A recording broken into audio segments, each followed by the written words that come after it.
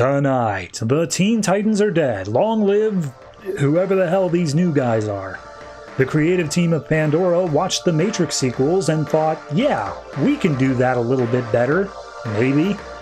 And Batman shows that he is totally fine if you break up with him, but don't you dare ghost him. All that and more tonight on the Not So New 52.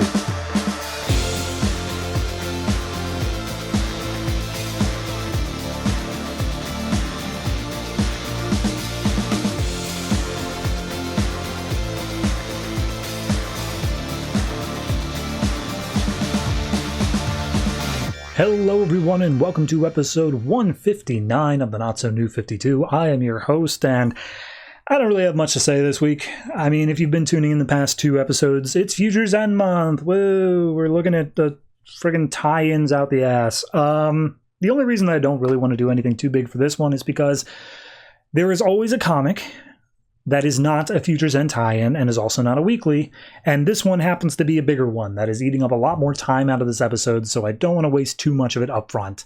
And just to skip to the chase, it's Multiversity. That's right, we have another Multiversity book going on. This is Multiversity, the Secret Society of Superheroes, which is a pulp story, is the best way I could describe it. It's very, end of World War I sort of stuff going on there. That's a thing. In terms of other books coming out, I may as well just jump into that, I suppose. We have, in no particular order here, Batman and Robin, Batwoman, Red Hood and the Outlaws, Batman/Superman, Supergirl, Superman/Wonder Woman, Green Lantern New Guardians, Justice League, Wonder Woman, Teen Titans, and Pandora. As well as all of those, we also have the two weeklies of Batman Eternal and Futures End. So the only things I need to mention up front here, if you are planning on skipping around the episode, the Justice League book is a second part to the Justice League United book, which came out 2 weeks ago. And then the Wonder Woman into the Superman/Wonder Woman is a two-parter. So those I will definitely link together. In fact, they're probably going to lead off the episode unless I choose to do Multiversity first. I won't tell you which because I haven't decided which yet. But regardless, I'll make sure, as long as you follow through the episode in order, I'll take care of you. I care about your well-being. I don't want you to be confused. And that's really hard to do when Grant Morrison is writing a book this week. But regardless, I'll do my best. Anyway, yeah, like I said, not a lot more I want to say. So let's go ahead and just jump right on into it with whatever the hell this book is.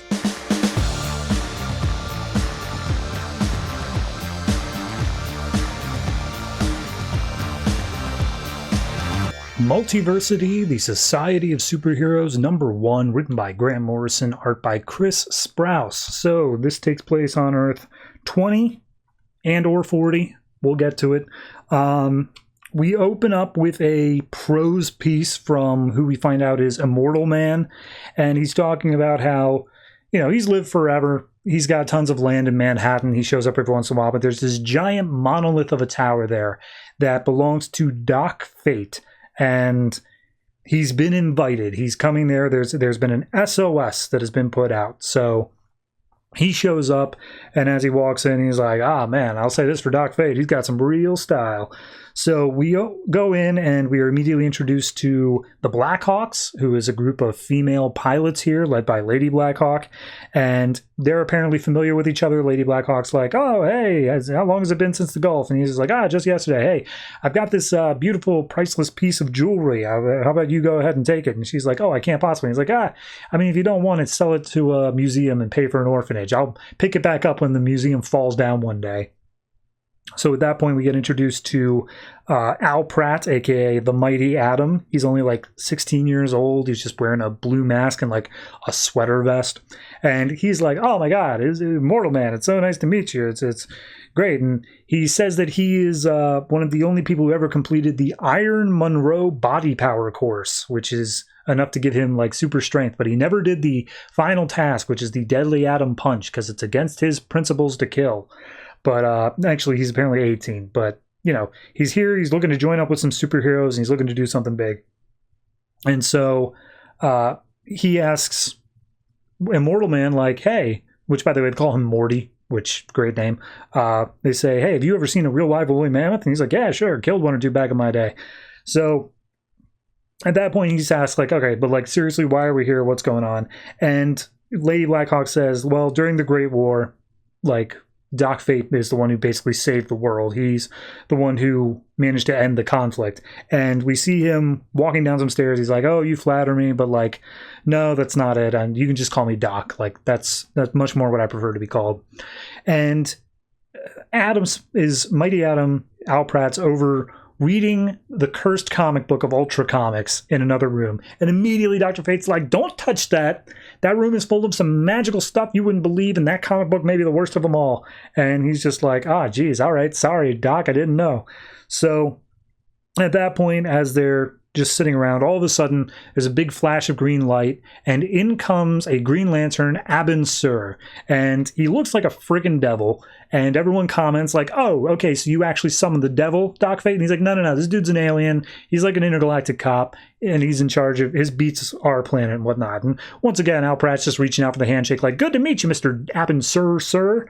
So he sees the ring lighting up, and he's like, oh, yes, this is a weapon. It allows me to build anything from construct. And he's like, wow, is it made of radium? What's giving it that glow? So we see Doc Fate walk over to a big crystal ball, and he's like, yeah, all right, Abin Sur reached out to me. There's a whole galactic thing going on. Here's the deal. There is something going on with the multiverse. First off, there's a multiverse. Second off, there is a parallel Earth to us. We are in Earth 20. There's a parallel Earth, Earth 40, that once every forever, like a long period of time, the two Earths like coincide and they fill the same space, and they're going to start overlapping. And we've already seen little glimpses of that, but like their Earth is like hellfire. It's an awful place. It's a bad place. It's like a parallel to our Earth, but like the evil one. So I'm calling together a society of superheroes, and SOS -H, but mostly the SOS. So he set together that. Meanwhile, over on Earth 40 and or in the real world, or Earth 20, I should say, we see in a giant flying ship is Vandal Savage, who is also finding out about the parallel Earth. He's just like, oh, you using all these big science words. Can't you not patronize me about it? And the scientist just like, I'm sorry. And Vandal Savage just bites his throat out. And we see that Felix Faust is currently reading the cursed comic book as well. And he's like, yeah, no, it says in this book that like it's once every 100,000 years it crosses over, the two worlds become one, and like, we can do whatever we want there. And Vandal Savage is like, perfect, awesome. But like, you're crazy if you think a comic book is telling you all that. But even if it comes true, yeah, we'll be pirates. We'll be from a pirate universe. We'll pillage and we'll rape and we'll do whatever the hell we want. And so with that spring, another war launched on Earth. The Society of Superheroes did everything they could to hold against it. But like, there were flying robots. There were zombies. There was all this crazy stuff. And the USA eventually fell to Vandal Savage, and that was 5 whole years ago. So time progressed. The war keeps on churning sides. Sometimes Doc Fate's winning, sometimes Earth 40's winning. But we see down in like the Yucatan, there's a giant temple that is being overrun by zombies.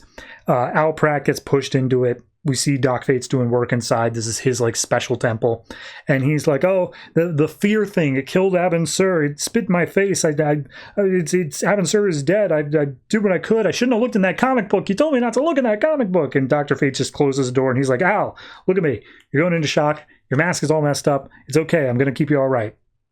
And he hears music. Al hears music, and Doc Fate's like, that's just the transmatter, whatever. It's all warming up. I've got a plan. We're going to be able to do this. And so as he starts treating Al Pratt for his wounds and whatnot, he specifically tells him, like, hey, let me tell you a story. Before anything else, there were the monitors. There was specifically one named Novu. He was the proto-monitor. Then there was a whole race of monitors, and he ended up having a kid. And that kid was named Nix Uotan, and he was, the last of the monitors, and he's in charge of protecting everything now. And this temple is dedicated to him because they say that he was imprisoned long ago fighting an eternal battle for all of mankind. And that's why this is the temple of Nixioten, but like it's all Incan sounding. And he's like, you're not going to die, Al. We're one of Uotan's children. Uotan's children are all superheroes. So at that point, the doors to Doc Fate's place are busted open. We see that another parallel one is Blockbuster. And he comes in and he's like, oh, where is he? I'm going to tear the Atom's head off. I promised him. And Al's like, he's still got another round in me, Doc. And don't worry, I always bring a spare mask. So he puts it on and he's ready to go. Meanwhile, Doc Fate readies up the Gate of Fate, a door that is going to send him into like a deeper realm of his building, I guess. I don't know. So we see the airship from Earth 40 is flying over the secret Temple of Fate. And he's like, oh, it says Fate's been rumored to have been building a portal into the next universe. All the better, we can use that portal ourselves, and we'll take that universe and the next until the entire multiverse belongs to us, and we'll summon a god from hell to do our bidding. That sounds like a good plan to me. So the other person who's in this little crew, besides Felix Faust, is also Lady Shiva. She's in this as well. So they're getting ready to attack when all of a sudden they are bombarded upon by the Black Hawks, and they're all coming in on their biplanes and shooting at the windows on this place, taking out zombies that are just literally falling out of the sky. And Lady Shiva hops in her own little escape pod to attack them as well. And she's like, oh, I'll cook them alive like chickens and dine on their flesh. So we get a little biplane scene where Lady Shiva shoots down one of the Black Hawks out of the sky and then seemingly gets shot herself. Felix Faust and his army of zombies start paratrooping down into the temple. Doc Fate's still setting up the stuff while Atom's fighting against Blockbuster. Zombies make their way in pretty much no problem, and so Doc Fate turns around with two dual-wielding pistols and just starts unloading on both of them. And at that point, Felix then knocks away the Atom and is like, all right, well, this is just between me and Doc Fate. We're the two magicians here, and I'm a pawn of the gentry and the unspeakable ones. That's your magic against mine, it's no question. So Doc Fate just says abracadabra and kicks him in the balls. I love it.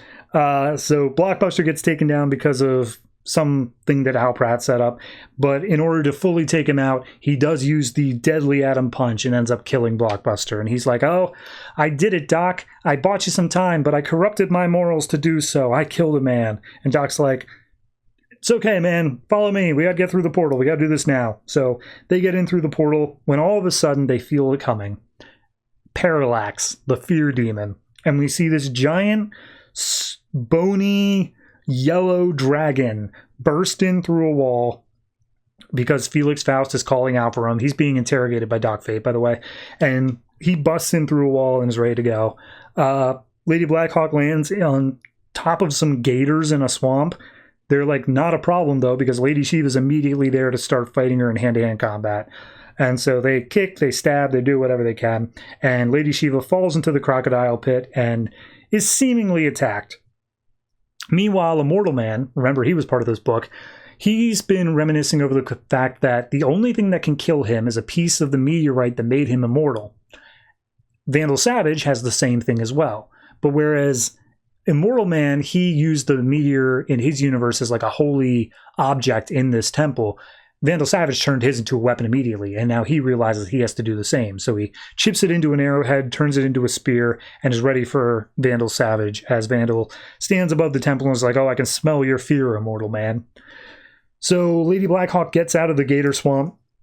She's like, oh, have you not seen my sword? I've drunk on the blood of the alligators, and soon it will be drunk on you as well. And all the Lady Blackhawks just start shooting at her. She's definitely dead. So meanwhile, inside, Parallax is coming after Doc Fate now. They managed to get through the portal at the last second, but it's not going to hold up for long. Parallax will eventually manage to break his way through, and they can feel their fears coming up to attack them. And Doc Fate's fears come from the idea of, like, maybe I'm not human anymore. Maybe Kent Nelson underneath this helmet is no longer there. Maybe I am without any fear at all. And then Atom Smasher is like, or the Mighty Atom's just like, oh, maybe no one will ever look at my face again. Maybe I'll die alone. Oh, all this stuff. But ultimately, they start to power up the transmatter thing to warn the next universe of what's happening. But they don't have enough energy. It doesn't end up booting up. And he's like, no, without the spark, there's nothing we can do. And then all of a sudden, Sure just shows up. He does his oath, and he blasts Parallax into like a million pieces. And everyone's like, Sir, we saw you die. And he's like, nope, you were wrong. Anyway, you need some power source. Parallax has plenty of energy in him. I can connect it via this whatever. It'll give you 100 billion megawatts. And so he puts it on top of the transmatter thing, and it ultimately turns on. And he's like, okay, there's got to be other people out there who we can recruit to our cause and all that, but like ultimately this is a warning thing. And Avensur is like, yeah, no, the Guardians told me this is something going on all over the place. The Gentry are a problem. I have to go and deal with this. So I'm going to be the one who steps through the portal. By the way, where's Immortal Man? And so we cut over to Immortal Man. He's finally tying up the spear, and he launches into a fight with Vandal Savage, but then he manages to get the drop on him, stabs him through the chest with a spear. Vandal uses his gemstone to bash the head of Immortal Man. Doesn't kill him, just knocks him a little bit dazed for a second. But Immortal Man's just like, I can't let you live after what you've done. This has to end. I've killed an immortal. And Vandal's like, yes, you did, you stupid idiot. Don't you know about the prophecies and whatnot? You killed an immortal. You spilled immortal blood in this temple. And this temple is for Nixuotan, who is not like a just god. He's evil and whatnot, and immortal blood is how you summon him. So we get one last page of prose where all of a sudden the ground starts shaking, the temple starts raising up, and we see that the temple of Nixuotan has possibly doomed the rest of the world because immortal blood has been spilled there. So he calls out one more time, SOS, calling SOS, is anyone out there? And that's the issue. Dense Morrison stuff, man. Here's the thing. I enjoy it. It's very pulpy. I think it's probably going to be one of the easier ones to understand what exactly is going on, especially compared to like the first issue of Multiversity. I didn't expect it to tie as heavily in. I didn't expect it to be a thing where like they're just calling the Gentry by name, and they're just saying like, oh yes, this, all the worlds are being attacked at once. It's all this one big thing that's happening simultaneously. I thought it was going to be like little story here, little story there, and then like 3 or 4 issues in, we'd get like the guidebook, which would then tie together all the other issues. But no, each issue is tying themselves into the story, which is a little unexpected for me. But overall, I enjoy it. I think it's a very well-written, very well-drawn issue. Looks great. If I had any sort of critique, it would just be that I wish we would have spent a little bit more time with the characters. I think that they're an interesting enough bunch, and a bit too much was devoted to fight scenes for me. I would have liked to know a bit more about them, but very minor in the grand scheme of how this issue was done. So I'm still going to give this one an 8. Very well done, and I am looking forward to seeing what comes next. I believe it is The Just, which is Earth 16, I believe, and it's all teenage superheroes, so tune in next time.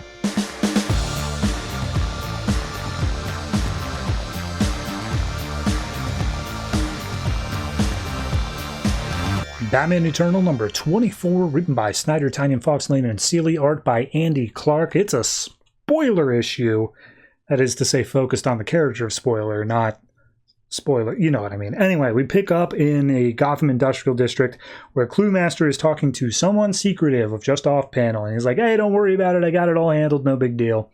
Meanwhile, up in the ductwork up above, we see that Stephanie, in her spoiler gear, is currently recording the entire conversation on her phone.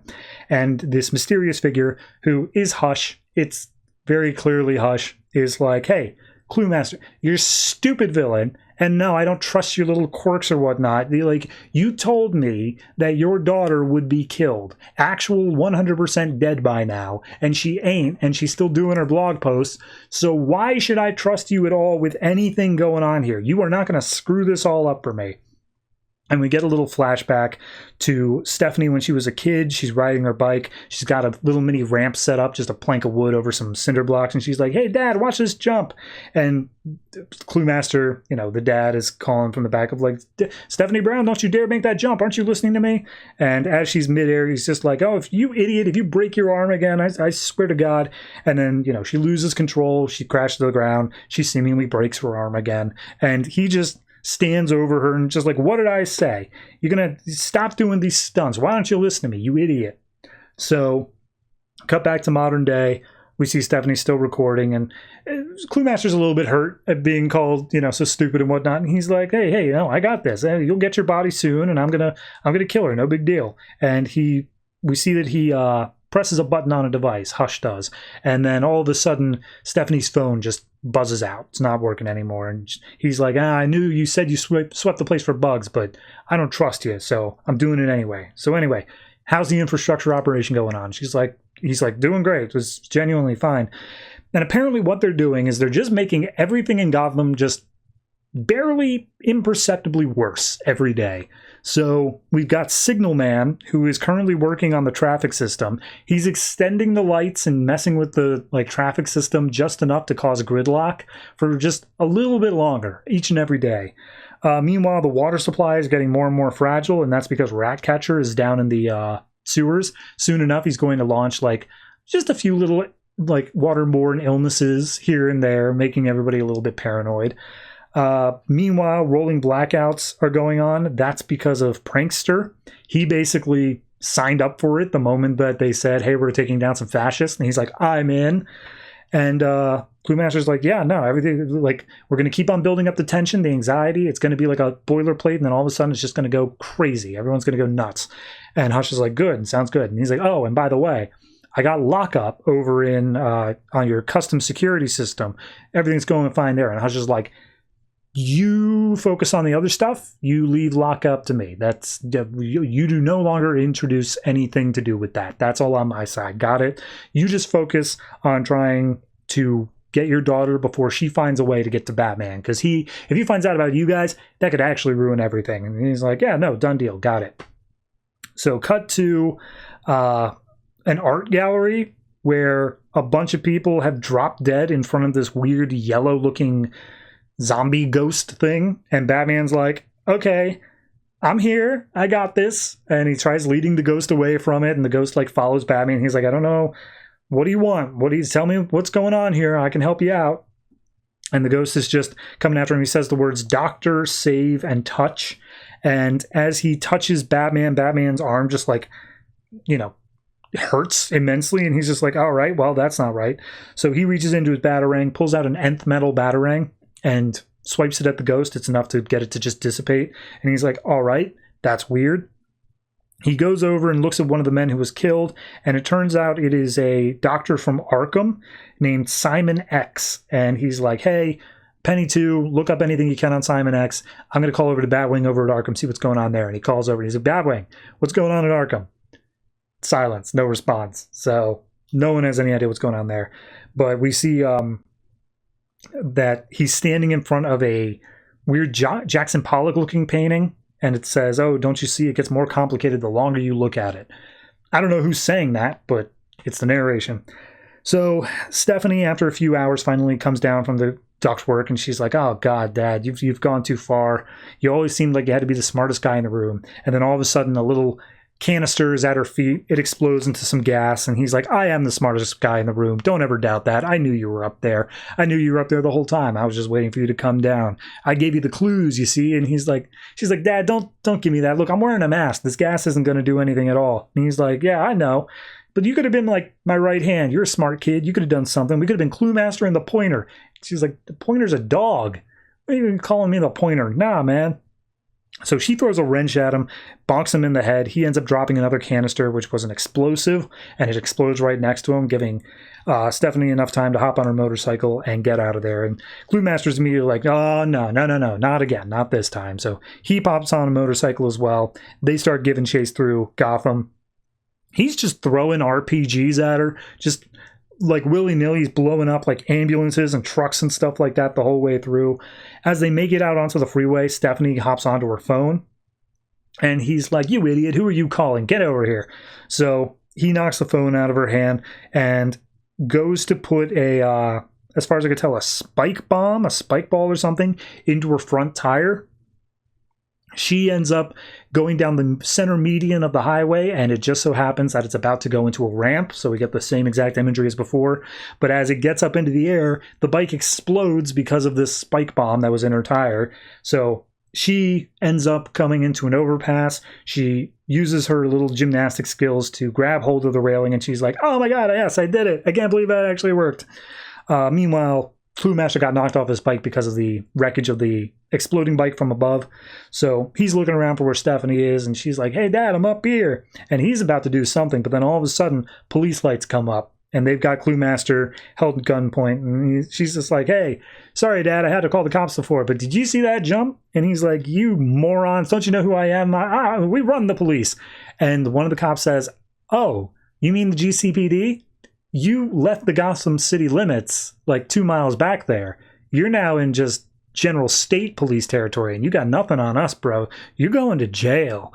And Clue Master calls up saying, like, Stephanie, I'll get you for this. And she's like, oh, yeah, Dad, I'm sure, but I'm just getting started. So I think if you're going to, I mean, Clue, that wasn't the intro to Stephanie. Like, we've already gotten her a little bit of spoiler here, but I think this is a good, like, first outing for her to really show her competence. And even then it shows her personality of, she just nails like a single bike jump, and she's so pumped about that. She's like, oh my God, that was the coolest thing I've ever done. That was great. Why, can I just like gush about that to anybody else? It's such good character development. Beyond that, I'm curious to see what happens to Clue Master now, because Hush straight up told him, like, don't mess this up. Then he messed it up. So got some issues coming up ahead, I'm sure. Beyond that, solid issue, very good art. I'm going to give this one probably a 7.5. I just think it's a nicely done issue. I have no problems with it majorly. It's just also not one of those ones that's standout amazing either. It's a very solid issue.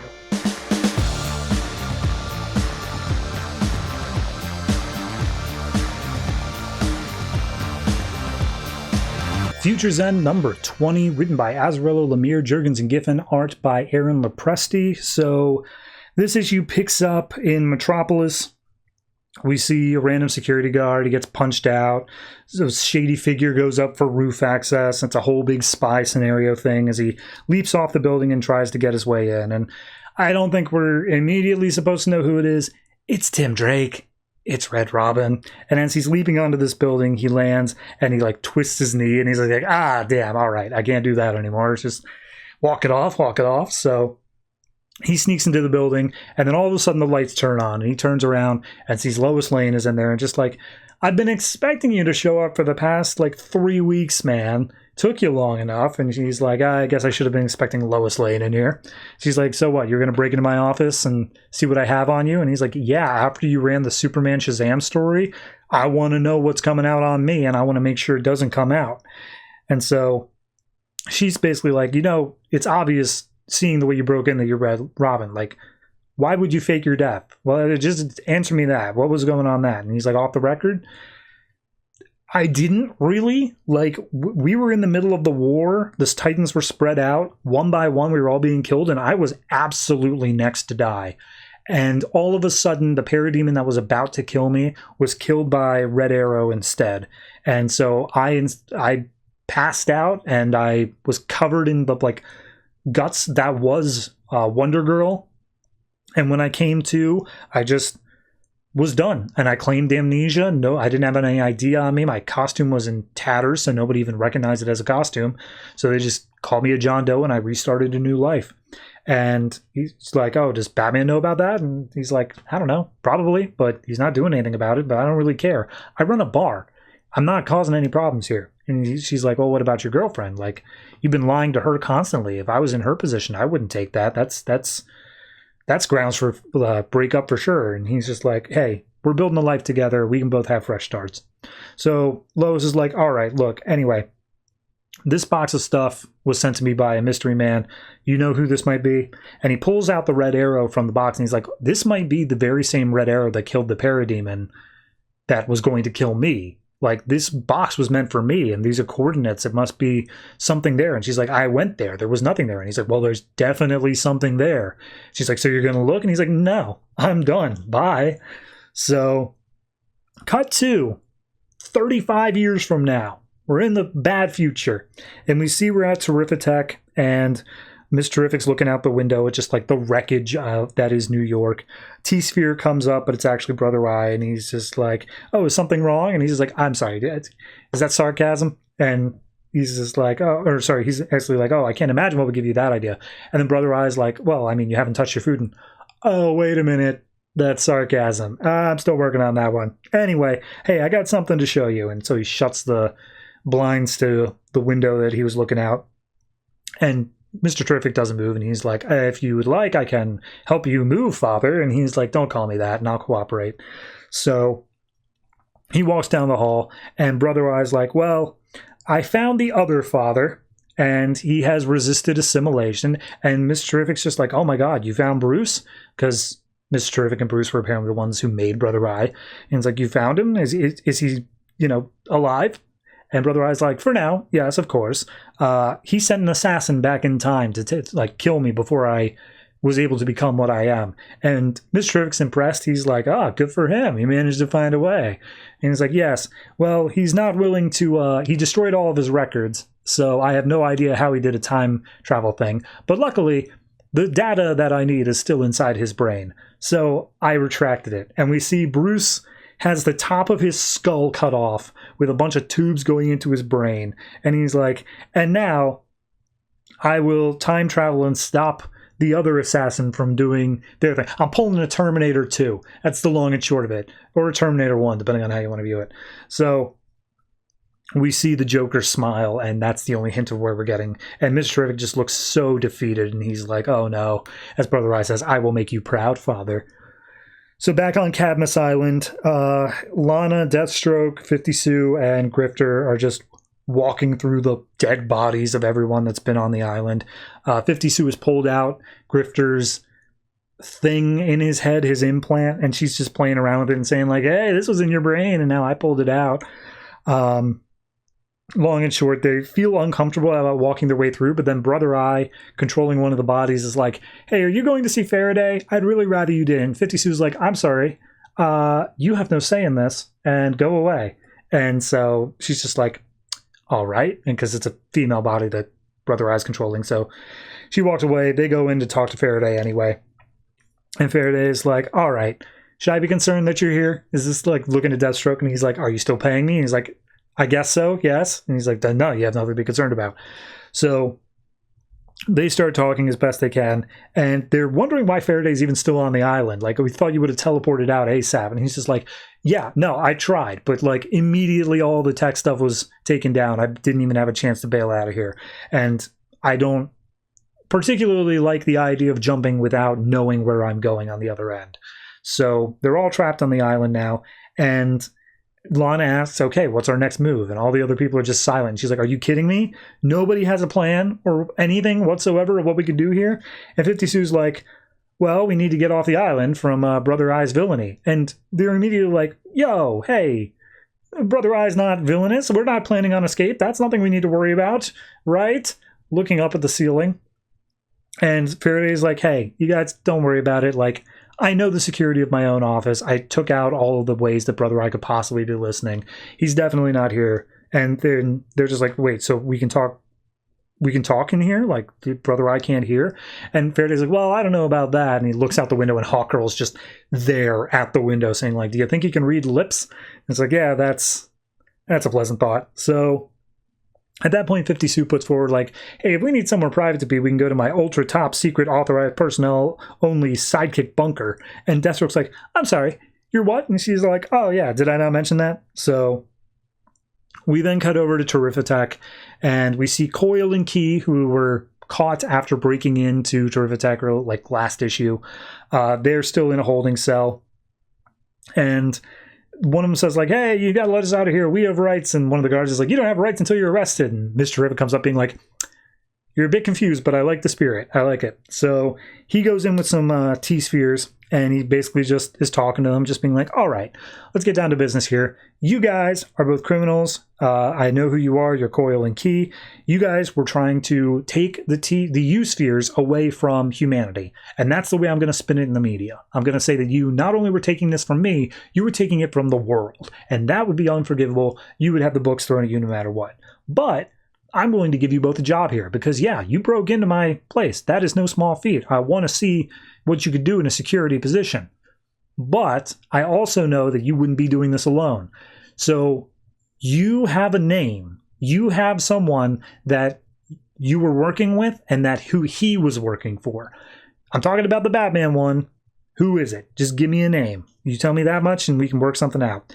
And so Coyle and Key look at each other and they end up talking back and they say the name Bruce Wayne. So there's that. And then I think final page here is Tim Drake is sitting in his apartment. His girlfriend comes in, Madison, and just like, oh, I thought, I didn't see you earlier. I brought you a coffee. How's things going? And she's like, hey, we need to have a talk. And she's like, oh, are we breaking up? Is that what we're doing? And he says, no. But like, you remember how Lois Lane was accusing me of being Red Robin? And she's like, yeah, she's crazy. And she's like, no, she's not. I'm Red Robin. I'm Tim Drake. And immediately she's like, you've been lying all this time? Like my father? And she storms out and slams the door. And that's it. All right. 35 years in the future page. I like it. It doesn't fit into the issue's like structure at all, but I like it. So I'm okay and I'm willing to give it a pass. Everything else going on in the issue, fine. It's all right. And I appreciate when they focus it down to just a couple of stories and give each of them a few pages rather than giving every story just like one page. This structure is fine. The last page of you lied like my father and therefore I'm leaving. Screw that. I hate that. That is like the worst storytelling. Like, you lied? I'm leaving now. Like, it's who watched the CW and then decided to put that into this comic? I hate it so much. Beyond that, everything else is okay. I just really have to call out that page because it is the worst thing to end the issue on. So all in all, I think I'm going to give this one probably 6.5. It probably would be in a 7 if that last page was literally anything else. But I brought it down a full half point because of that, because it is just that bad of a concept. So hopefully this does not become a whole long, drawn-out thing of, oh, Tim, I want to love you, but I can't because you lied.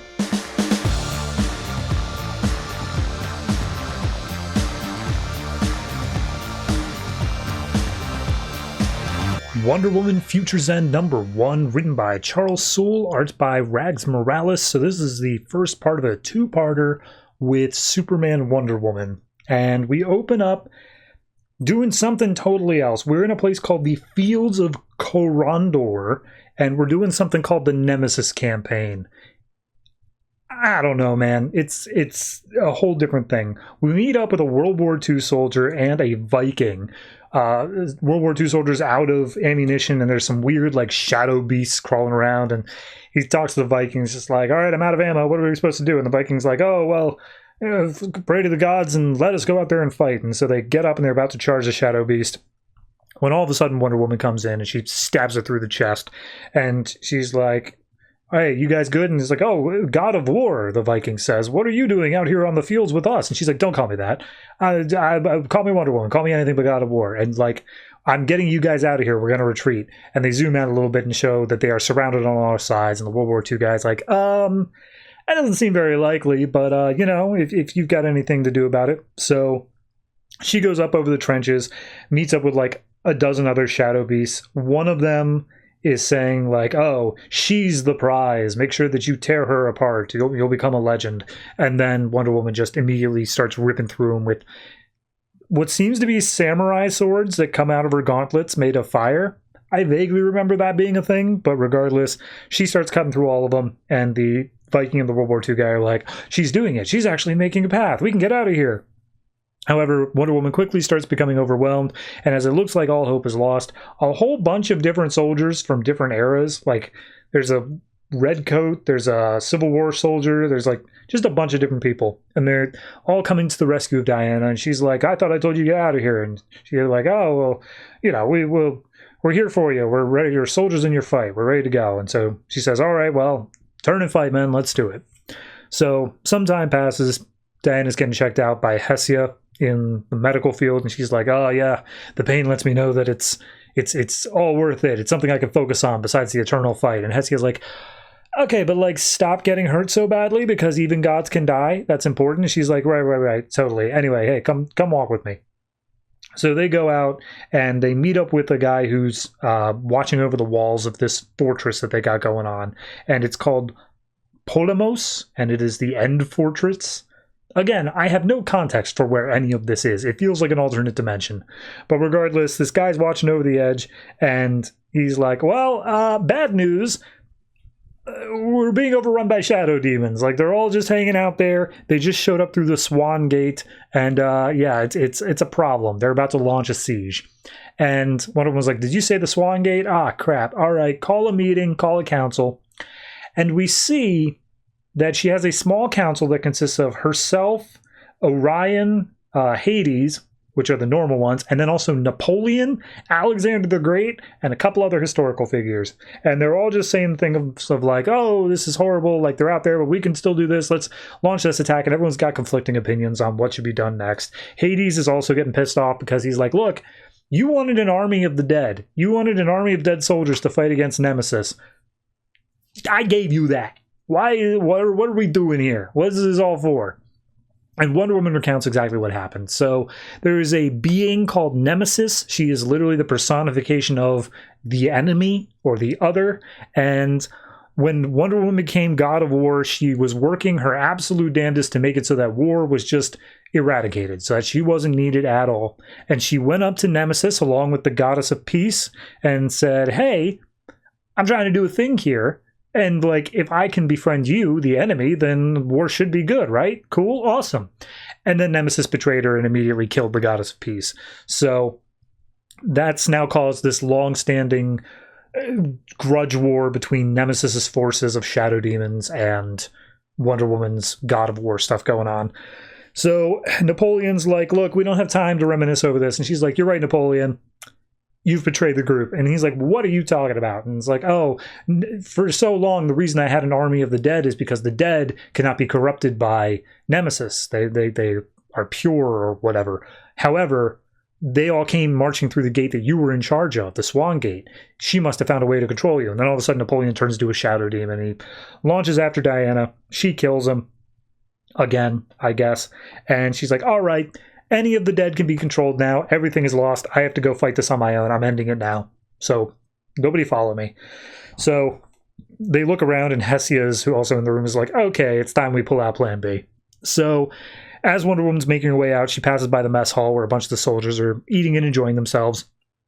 And she's like, hey, dead guys, why are you fighting with me? You already served your time in the war. Why would you come back? It was a freely offered choice. You didn't have to come back to fight for me. Why did you do it? And they look at each other and they're like, well, for the sake of life, obviously. Like, yeah, we served our time and whatnot. We fought our fight, but we were still fighting on the side of life regardless. And that seems like a noble enough cause now as ever. And she's like, yeah, all right, fair enough.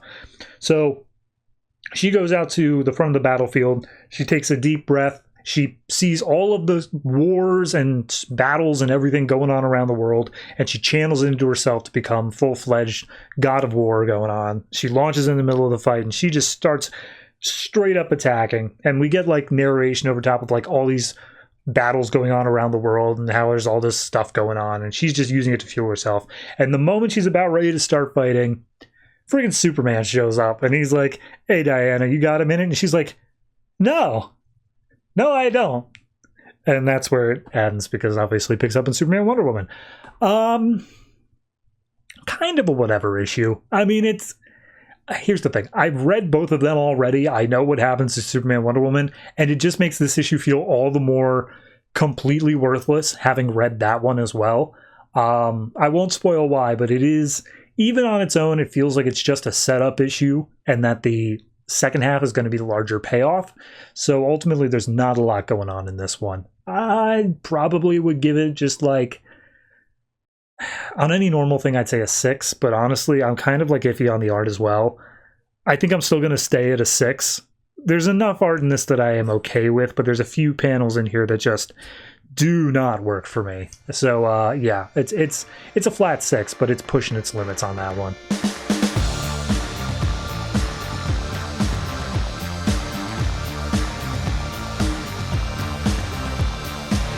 Superman Wonder Woman Futures End #1, written by Charles Soule, art by Bart Sears. So, second part after Wonder Woman Futures End #1, she is stuck in like some other realm fighting a being called Nemesis. She was about to launch a huge attack, and then all of a sudden Superman showed up. He's wearing some weird black, like crazy ass armor as well. He shows up and Wonder Woman is immediately like, oh God, if they've gotten to you, if you're dead, everything is lost. And I guess that means that this is the afterlife that they're fighting in. That was not hinted to before, but regardless, Superman basically says, no, that's not the case. You got to listen to me. There's more going on here. And Woman's just like, no, I can't believe it. And she blasts Superman away with some lightning. And she's like, immediately starts attacking him. Meanwhile, there's like a whole other fight that like she was about to launch into, but she just ignores that. And it seems like they don't do anything about it either. And she's like, oh, I'm sorry, Superman, but like, I can't let Nemesis have you if you are dead. Or like, all of this could fall apart if she gets control of you. And Superman's like, Diana, I'm not fighting you. I'm not dead. Everything's fine. And he basically says, you're the one who fell. And he manages to get her to take hold of the lasso of truth, which then has her wake up down in Tartarus, in like the labyrinth underneath. And he's holding on to her, and she's like, oh my God, what happened? What's going on? And Superman's like, hey, it's all right. Don't worry about it. Like, everything can be fixed. You were basically brought down here. Nemesis infected you and made you think that you were fighting this like epic war against her and her army and whatnot. But in actuality, you've been down here in Tartarus and you've just been fighting random ass demons this whole time. And she's like, how long? How long have we been doing this? Has she already won out there? And he's like, not yet, but you need to get out there and do something now. And she makes the point of saying, like, you do understand that, like, only a god can escape Tartarus. You came down here finding me. If you didn't manage to get through to me, you would have been stuck down here for eternity. Like, why would you take such a risk? And he's like, come on. Come on. And she's like, oh, all right, fine. I know the way. Let's get out of here. So they come across this giant monster. They immediately just, like, kill it. It's no big deal. And then as they're making their way out, Wonder Woman's like, hey, before we go out there, I need you to tell me, like, who are you for real? Because you're not the Superman I know. What's going on there? And he's like, okay, yeah, you're right. I am Clarke. I am Superman, but I'm not Superman of Future's End. I was brought to this time period by Hesia and a bunch of other Amazons from 4 years ago. I don't know entirely what's going on. I don't know how the world got like this, but they told me that you needed me, and so I had to come here and do that. And whatever happened to the Superman of today, maybe I should go have a word with him about that. So, yeah, they use magic to bring time travel Superman back into the future, present day, however you want to view it. So she pushes out the doors of Themyscira out of Tartarus, and she sees this massive horde in the sky of ships, all of them Nemesis, all of them about to attack Themyscira. And we see a couple of the Amazonians come up, and they're just like, oh my God, you made it out. We didn't think that would actually work. And she's like, report, what's going on? And it's like, well, Nemesis is here. And she's like, yeah, I get that, but what about everywhere else? And it's like, what do you mean everywhere else? This is it. Like, Themyscira, this is the last stand. This is all we could do. Nemesis has taken everybody else. And Superman's like, yeah, look, it happened so quickly, there was nothing you could do, but, like, we can still fight here. And she's like, no. I had a lot of time to think down there. I know exactly what needs to be done, and this isn't going to be done in a standard fight. But I do need you guys to hold her off long enough for me to do my thing, okay? And the Amazons are like, are you sure? That's your order? And she's like, yes, hold them off. And she's like, all right, will do. So Superman and Wonder Woman make their way to Olympus, and as they get up there, they meet, I think it's Apollo? Like, they call him Apollo, but he doesn't look a damn thing like Apollo, so I don't know. Regardless, Superman's just like, oh, hey, Apollo, you look well. And he's like, oh, what, you're gloating? You won the war. What are you gloating about? And Superman's like, I'm sorry, I don't know what we're talking about. What happened in those 4 years there? And Diana's like, it's a whole thing. There was a war between superheroes and gods. Also, the avatars, like Swamp Thing, got involved. It's a whole thing. Don't worry about it. You'll get there. So basically, Wonder Woman says, okay, I have a plan, but it's going to be impossible without your help. Are you willing to help me out here? And he's like, yeah, totally, of course. Just tell me what I got to do. And she says, follow her. And they make their way to a room of I guess it's a mausoleum. It just looks like a giant ass building. And she says, all right, Nemesis killed the goddess of peace. That happened in the last issue, and that's something that actually happened. And when that happened, there was no chance at peace anymore. Like, it was gone. And so all of my attempts to take out Nemesis have been in vain. There was never any chance of peace. So all it's been doing is fostering more and more war. I have to stop that cycle, and therefore I cannot change war from within. It has to be from without. And Superman's like, okay, no, I understand what you're saying. I get it. And she's like, cool. I got to go in there and I got to do some praying. I need you to stand out here and stop her if she comes to get it, because Nemesis is the enemy. There's nothing that can change that. And she's like, all right, cool. So she kisses Superman, goes inside, and Superman immediately holds off just this massive horde of shadow demons. And he does a fantastic job at it. He does great. And Wonder Woman says, it was all wrong from the beginning. I never should have been war. War is aggression. It's cruel. It's awful. War is death. That is not who I am. And we see the doors to the mausoleum open up, and a blinding light comes out, and she says, I love life and I love peace. And we see Wonder Woman has changed from the goddess of war into the newly reborn goddess of peace. So that's that. And then it says next time in Superman Wonder Woman Doomed Aftermath, which I don't, unless they're going to counter how the time-traveled Superman happened, I don't know how we can pick up next time. But regardless, yeah, that's a thing.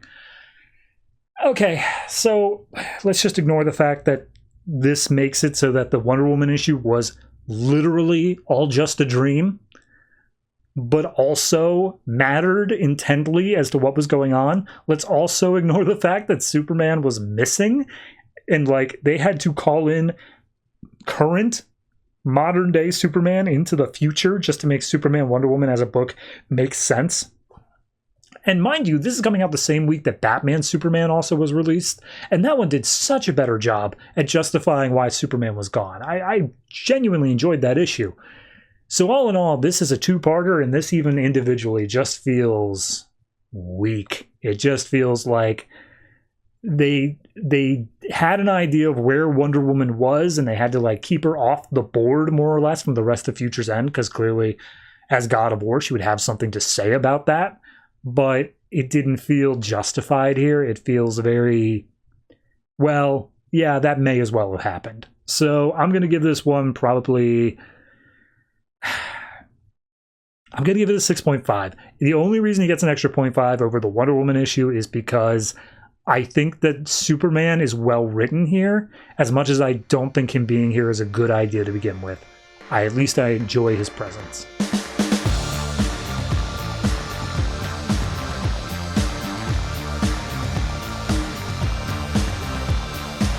Justice League Future's End #1, written by Jeff Lemire, art by Jed Dougherty. So this picks up after Justice League United Future's End #1, which is, there's a prison on Mars that has all the worst of the worst. Martian Manhunter is the warden. Something happens where he sends out a telepathic blast, and then they go up there and find out that not only have a bunch of the criminals escaped, but they are being led by the worst murderer of them all, Captain Atom. So this issue picks up basically at that point. Captain Atom's just like, you know, I used to be one of you guys. Like, all these murderers in here, and like, you put me there, and I used to be a hero. Does that seem fair to you? And all the heroes that he's talking to were just like, you're insane, man. You killed like millions of people. He's like, yes, but I did it for the betterment of the universe. I took millions of lives in order to save billions of lives. Surely you understand that. And all of them are just like, dude, we should have straight up killed you. Like, we shouldn't even let you be in this prison. That was irresponsible of us. That's our bad. But like, everything else up besides that, that's on you. So they start just like whinging at him and just being like, oh, you're delusional, you think you're a god, whatnot. And he's like, look, I'm sorry you feel that way, but I'm going to get out of this prison. And then Grodd's like, with us, right? And he's like, yeah, totally, whatever, sure. So he starts trying to get out. We see Miabin, Equinox, uses her ice powers on him, and he's like, oh, that's cute.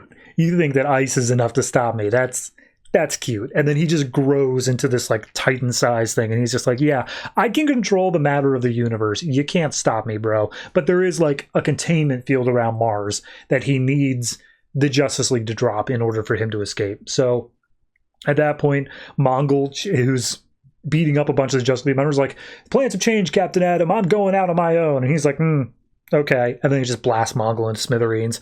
Flash and Cyborg are like, okay, I guess Justice League, let's fight. So they start blasting and attacking Captain Atom. And Captain Atom's like, hey, look, just lower the field and everything will be cool. Flash does some run-bys on him, and he's like, Flash, I can literally control the molecules of the Speed Force. You're nothing to me. And he just grabs hold of Flash. He looks over at Volstock, who's also there, and it's just like, bro, you're just a dude in a suit. I don't even need powers. And he's like about to crush Volstock in his hands, when all of a sudden, Wildfire from the Legion of Superheroes shows up, and he's like, hey, I got the psychic blast or whatever. I figured you guys were in trouble. It took some time for me to get here, though. I was doing my own thing. So he comes in, and because he's also a being of pure energy, Captain Atom's like, bro, you can get it, right? You understand. And Wildfire's like, nah, I don't get it. You're just a psycho. So at this point, we see when he burst out of the prison, got all big, it started crumbling down, and Equinox used her ice powers to save the people who were inside, which consisted of herself, Dawnstar, Stormguard, and Grodd, and also Martian Manhunter's in there somewhere, but he's underneath some rubble.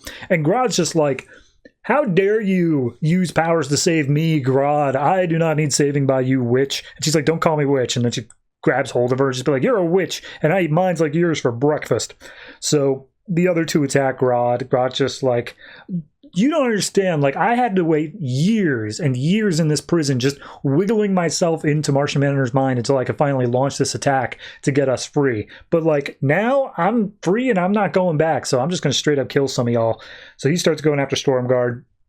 Equinox freezes his head in a block of ice, which seemingly is enough to stop him, and they unbury Martian Manhunter from the rubble. So, meanwhile, back outside, it's just one-on-one Justice League versus a bunch of the villains that escaped, and Captain Atom's just standing by, just like, all right, yeah, fight my puppets, like, do whatever, just get them to lower down the force field, that's the only thing that matters here. And Wildfire's coming in, trying to attack him, and Captain Atom's just like, all right, I'm tired of this. And he disassembles Wildfire's suit, which causes his energy to disperse, and then we get one page of Vostok versus, I think it's Blockbuster, and he just jetpacks him in the face, and that's enough to take him out. And then all of a sudden, Wildfire comes back into his suit, and he's just like, oh yeah, no, don't worry about it, I got that handled. It just took me a minute to get back in there. So all the villains are basically defeated at this point, except for Captain Atom. Justice League's like, we're never going to give up that force field code. You're never getting out of here. He's like, well, that sucks, but I do have another alternative route. And he starts drawing in energy to himself, and he's like, if I blow myself up, it's enough that it's going to just destroy the planet. And my energy will be dispersed because the planet will be gone. And then over time, like a couple hundred years or whatever, my energy will coalesce back again. It's no big deal. I have all the time in the universe to wait. I am literally a god. And everyone's just like, that seems like a bad idea. Please don't do that. And he's like, nah, I'm going to do it. So at this point, Equinox, who seemingly has freed herself from the prison, comes up, she flies up at Captain Atom, and Captain Atom's just like, seriously? You have ice powers. What are you hoping to accomplish here with this little coming into my face thing? And he's just like, nothing, but I did distract you. And Captain Atom's like, what do you mean? And then all of a sudden, he wakes up in a foresty field, and Martian Manhunter's in his head saying like, hey, Captain Atom, look, I'm sorry. You know, it was pretty rough being there, but do you remember this place? Do you remember where we're at? And Captain Atom looks around, and he sees a house, and he's like, oh, this was my family home. This is in Maine. This is where I was born back when I was Nathaniel Atom. Like, oh, I remember all this. And he turns back into his like human form, and Martian Manhunter's like, you can be yourself again. You can be home. This is your home now. And Captain Atom cries, and he's like, oh, thank you so much. And we see he's in a coma now, and Equinox is there, but it turns out it wasn't Equinox. It was just Martian Manhunter in disguise. And the real Equinox and the rest of the heroes come out of the rubble, and they're all just like, oh, hey, Martian Manhunter, you did it. You saved us. And we're so sorry that we showed up and made everything worse. And he's like, nah, don't worry about it. You literally could not have known what was waiting for you on the other side. And they look at all the rubble of the prison and all that, and how Mars has just been totally wrecked. And Cyborg's like, how do you want to handle this, man? And Martian Manhunter just picks up the body of Killer Frost, which she seems unconscious, not dead. And it's just like, I've got to rebuild. This is my planet, and these people need me. This is my task. This place needs me. So he's willing to continue. He knows that this is his purpose, and we just end on that note where everyone kind of looks like a little bit sad, but ultimately John has his purpose, I suppose. It's fine. it's a solid issue. I don't really know what we were going for there. Like, it seems like they were trying to play on a thing of this prison is actually inhumane, but like it's a necessary evil, and they all recognize that in the end. But ultimately, I don't know. It didn't quite play as far out as I would have liked in a lot of ways. I don't know. It just kind of left the ending just being like, okay, and we're just going to keep doing this. If anything, it felt like it was unable to make a change based off of like what's happening in the actual Future's End book, like the main event book. So I don't know. It was a weird little pair of issues. It's interesting to see that Captain Atom was in this horrific space where he's a murderer, but okay. I mean, it's just a okay pair of issues that is seemingly completely standalone because it's literally out on Mars. So I'm going to say this one is probably for me, it's like a 6.5. Here's the thing. I like the things that they're saying, but ultimately the plot doesn't come together, and I'm kind of shaky on the art as well. So it's just under that 7 mark for me, but it's not a bad book by any means.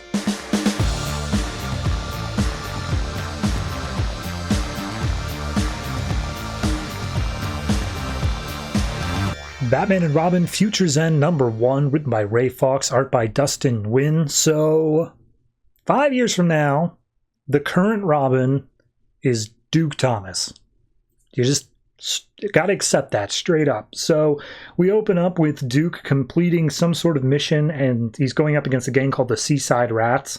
And he's talking to Alfred through the comms, and Alfred's just like, oh, good job, Duke. Now, there's something going on where a villain named Modbod is doing something on the other side of town. Go take care of that. And Duke's like, dude, what's going on? You're having me take out all these really low-level people, and it's taking me like all across Gotham over and over again. What's happening? And we have him ask where Batman is, and we see that Batman is going up against Heretic. Now, for those who don't know, Heretic is the whole long thing in Batman Incorporated, but long story short, clone of Damian, who was accelerated aging, who then killed Damian in Batman Incorporated. And in this timeline, he's definitely still dead. So Batman's going up against Heretic, and all the comm stuff is just like, oh, this guy, if he were actually trained by the League of Assassins, we wouldn't be able to get him on camera at all. But he was spotted on security cameras. So I don't know who this guy is, especially because we definitely killed a Heretic before. But Alfred's saying like, oh, he's matching like 96% of like body language comparisons and all this other stuff. It might be the right one. You have to be careful, Batman. And it's like, I know it could be him, but I have to know for sure. So they start getting in a fight scene. Honest to God, like 95% of their interaction is just, and then they fight some more. But he goes after Batman. Batman launches back with like a taser, and then Heretic attacks back. So Duke's going through the town. He's going after the other one, and he's like, hey, Alfred, seriously, like, give me some, like, am I supposed to be the partner of Batman? And he's like, yeah. And he's like, well, then shouldn't you be telling me what he's doing? Like, he's got to understand, I'm not Damian. I'm not going to be killed like that. He's got to let that go, whatever happened there. And Alfred's like, I know what you're saying is true, but like, is extenuating circumstances. So he's been brought on for 2 years as Robin at this point. He's getting tired of protective crap. And Alfred just continues on with like, oh, Modbod is in the second floor of this building. So Duke just rides his bike up onto a ramp and then goes right in through the side of the building. And like immediately he's just taking care of business. He's like 30 seconds. These guys will be done. So back with Heretic and Batman. Heretic's just throwing Batman around, no problem. And Alfred's over the comp saying like, bro, you got like 3 broken ribs. Pain blockers are coming on, but you are not going to be okay if you keep on going up against him. And Batman's like, nah, I got this. Everything's fine. And Alfred says, hey, Duke's willing to come in. He's willing to help you out. Do you want me to send him? And Batman's like, absolutely not. I am not risking another Robin here. And Alfred once again tells him like, hey, like your body is about to breaking. You really need to be able to do this. So Batman says, no, if it really is him, I have to stop him once for all. And like, this is not something that I'm going to lose. Like, it has to happen for Damian's sake. And he's just like, okay, but like, you are not going to survive this. And Batman's like, you always say that. Just give me what I need. Keep giving me the painkillers. So Duke completely takes care of the Modbod thing, like no problem whatsoever. And Alfred's like, Master Duke, good job with Modbod. We have a serious situation, though. And he's like, all right, Alfred, what is it? And he's like, someone saw Killer Croc on the other side of town. And he's like, son of a, are you serious? Are you really doing this right now? That was probably just a dude in a leather coat. Like, you really want to do this right now? Tell me what is happening. Is he punishing me? Did I do something wrong? What is happening here? And Alfred's like, you just don't understand, man. I can't go against this. So Batman's talking to Heretic. He's just like, look, I don't know if you're the real one. I don't know if you're a clone, whatever. But like, if you are a clone, you can overcome your programming. You're not just a weapon. Please stop this. And Heretic just keeps throwing punches. Batman's doing everything he can to like slow him down, try to take him out. And Heretic just keeps on pushing through, keeps breaking bones, taking bodies. Eventually Batman jams like some needles into his head, and it seems like that should stop him, but ultimately it doesn't do anything.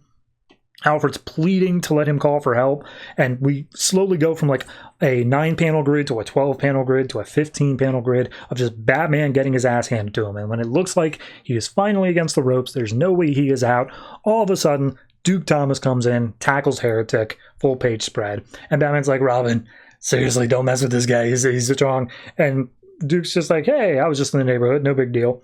So he pops out those needles that Batman was trying to plunge in. He jams them into the side of Heretic's head, and then all of a sudden, Heretic's body just catches on fire. I don't know if that was the intention of the needles or what was going on, but regardless, he catches on fire. Batman throws a fire-extinguishing ball or something at Duke to put him out. All of a sudden, Heretic gets up, and he's creeping up behind Robin. Batman's like, get down! They both turn around, deliver a big punch to Heretic's face, and Batman's like, I didn't want you here. And Duke's like, yeah, we got to talk about that. But this guy here, are we supposed to be able to identify him? Because we're not getting any DNA out of that. He's like, oh, don't worry, I'll dig deep for it. I am definitely identifying this guy. And he basically says, like, look, this is the guy who killed Damien all those years ago. And Duke's like, I know. I've seen the footage. Like, I get it. But, like, you do understand I'm not him. I'm your partner. We need to, like, if this is happening, you need to talk to me about this. Okay? Can we work on that moving forward? And Batman's like, Alfred, do you have the DNA stuff? Can you run a scan on that? And he's just like, yes, sir, will do. Absolutely. And Alfred's like, by the way, I'm not going to apologize for sending Duke to your location. He's like, I wasn't asking you to. I get it. I was a bit crazy there. So Duke hops on his bike, says, do you need a ride, partner? And he says, yeah, let's get to work. So Batman and Robin, partners, and this is definitely the timeline that's going to shake out, where Duke Thomas matters. Yeah, no, I mean, it's an all right issue. It's a lot, very simplistic. Could probably be fleshed out just a little bit better. The fact that we start off with Heretic being part of the fight, doesn't quite work for me. I think that we could have easily have introduced him in like a third of the way into the comic and then shown, Batman trying to keep Robin away, showing how they were partners to begin with. I don't know. Structurally, there was just something missing with this where it felt very empty the whole way through. But I did like the stylistic choice of like the 9-panel, 12-panel, 15-panel grid, just to really drive home how much Batman was getting his absolute ass handed to him. Overall, I think I'm probably going to give this one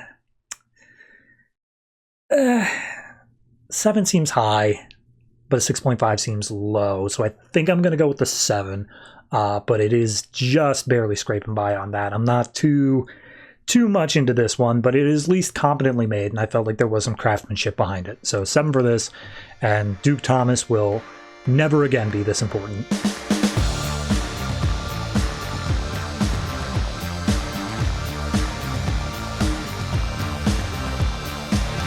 Batwoman Future's End #1, written by Marc Andreyko, art by Jason Masters. So we pick up 5 years from now, and instead of following Batwoman, we're instead following her sister, Alice and or Beth, depending on whatever ID she's going by this point. And she immediately is perched on a gargoyle saying, I have to kill my sister. And we see her looking out over the city and saying, like, yeah, I know, it's ironic because she never gave up on me. And we see little flashbacks of her getting better and being turned back into her quote-unquote normal self. And she's like, yeah, well, this is how things have to be. And she looks up in the sky and sees Batwoman flying over the city against the moonlight, being followed by a bunch of bats and with vampire wings, like big old full-on bat wings. And so Alice uses a grappling hook and gives chase. We go down to Bullock and Maggie Sawyer, who are talking about, like, oh, it's been a long day, let's get home, do whatever. When all of a sudden, with a bunch of screedy noises, Batwoman swoops down, starts attacking them. She lands on their car that they're about to get into, and she's like, Maggie Sawyer, it is your time to die. And so she picks up Maggie, flies into the air. Maggie's like, Kate, this isn't you. What are you doing? She's like, oh, you don't know who I am. In fact, you know what? I'm not even going to bite you. Screw you. And she just throws Maggie from hundreds of feet in the air. She starts falling, and as she does so, Alice swoops in. I'm going to call her Beth, but if I say Alice, you know what I mean. Beth swoops in and grabs her and just like, yes, I did it. And Kate's pissed off about that, just like, no, how dare you? So she cuts the grappling hook wire, and Maggie's like, do you have a plan B here? And she's like, hang on and pray. So she fires off a second grappling hook. It pierces through Kate's wing, which ultimately doesn't do anything to give them anything to land on. But Maggie's like, that was your plan? And they just crash down onto the ground. So Beth seems to be out of it. Maggie's still kind of stirring, and Kate lands in front of them. So at that point, Beth gets up and she throws a rag at Catwoman and says, remember Rory? And it turns out that this rag is actually Ragman, who is another hero in the DC universe who hasn't gotten a lot of anything. He unfurls, he starts like wrapping up Kate in a bunch of cloth, and he's just like, oh, you have to fight this, don't give in. And Batwoman's like, you're nothing, you're not even a friend to me. And she swipes through Ragman, who's, I guess, kind of ghost-like to some extent. He's still giving her trouble. So at that point, Maggie runs inside of a building so that Beth can give her a little bit of a head start. As Kate's pulling Ragman off of herself, Beth grabs hold. She gets flown up into the sky by Kate, and Kate's like, oh, I liked you better when you were dead. And she's like, funny, I liked you better when you were alive. And then she throws a bit of clay onto Catwoman's feet, which starts burning her for some reason. And as she crashes down to the ground, we see that this clay was, of course, actually Clayface. She crashes into the warehouse. In the warehouse is Jason Blood, who starts doing his Etrigan speech. He's like, be gone, the form of man, whatever. And Kate's just like, no, you don't. So she casts aside Clayface, and before he can finish his little spell to call in Etrigan, she rips out Jason Blood's throat, and it's just like, yummy. And then Clayface is like, oh, he was your friend. She's like, I don't have friends. And then she, I guess this is a vampire power, uses fire breath on Clayface to, like, cure him, to, like, bake him, and then she shatters his body into a bunch of pieces. So she ends up flying into the air. Alice is watching by. Beth is like, I'm not even slowing her down. I just need to get some room between me and her. So Kate gets a hold on her. She does the fire breath thing again. She manages to jump out of the way, crashes back down to the ground one more time. Kate then sends a bunch of bats after her and saying, children, take her. To which Beth pulls out a little device that she got from Bruce, and it's doing something sonically to the bats, but also to Kate, enough to knock her out of the sky. So she comes down to the ground on the same level. Beth pulls out a freaking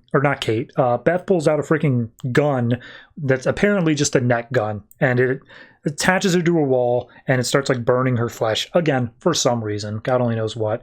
And she's like, oh my god, I did it. Oh geez, I guess that's it. And as she's struggling, Beth flashbacks to a childhood thing of them like picking out little puppies at a pound or something, and just like, oh, I want to get all of them. And she's like, I can't believe we were so innocent back then. If there was any other way for me to do this, Kate, if only we could have found each other again. Remember when we were all part of a big team, and we see all the people who were in this issue all part of a team posing on a rooftop. And that's when Kate's like, Beth, please, I'm still in here. I'm fighting against it now. Please, you got to let me out of here. This burns. You got to help me. And Beth is like, is it really you? And she's like, yes, it's me. I'm not in control. You know what that's like. And she's like, yeah, actually, I was in control. I was just really, really messed up. And I'm going to spend the rest of my life having to make up for what I did. I hope you understand that. And she's like, same here. I can do that. Just let me out of this net. I could totally do that. Please, let me out of here. And Beth goes and she starts taking out like the little stakes that are holding in the net. And she's like, okay, but there's something you should know. And as she takes the net off, Kate just lunges at her, just being like, oh, and what's that, you stupid idiot? And Beth says, oh, you're not the only one who can fake emotion. And it turns out that she had a wooden stake at the ready. She plunges it into Kate's heart and seemingly kills her. So as Kate falls to the ground, she crumbles into dust. Beth looks on and she's like, Goodbye, Kate. And she sheds a single tear. And that's the issue. Okay. I mean, where we left last off Batwoman, I think it was issue 34, she was being bitten by a vampire. So, yeah, makes sense that we would go there to some extent. We do introduce, the Ragman and all this sort of stuff. So this feels more like an ad for the next arc of Batwoman than it does like actually saying, here's what happens in the future of what we know it right now. I get it. I understand what they're going with here, but like, I don't know. It seems a bit too in left field for me. I don't know. It's hard to describe because I do like the idea of them saying like, oh, we know what the next arc, maybe the next 2 arcs are going to be, so we're planning out from there, and then we're extrapolating. I'm good with that. But for some reason, just saying like, and here's how it all ends, it's implying that a lot more happens in the in-between, and yet also nothing happens. Like, the next 2 arcs have been planned out, and then a whole bunch of absolutely nothing happens, and now we're at 5 years later. So, I don't know. It just seemed a little bit weird. Beyond that, I think, the fight scene's fine. It is just one extended fight scene. The writing's okay in the middle bits. I think the little flashback at the end of them being children either should have been used more or not at all. Having it just at one place just felt weird. So, I'm going to give this one... probably give this one like a 6.5. It's not quite at that like good territory, but it's passable at the very least.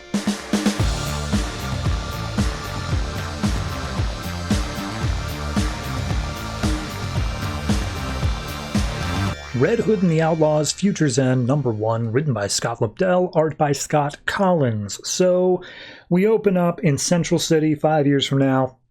Jason Todd is still Red Hood, and he is bloodied and beaten, and he's upset, and he's saying like, yeah, I used to be a Robin, and now I'm the Red Hood, and we used to be the Outlaws, but we're not anymore. It doesn't matter who I am, it only matters what I am, and I'm the Red Hood.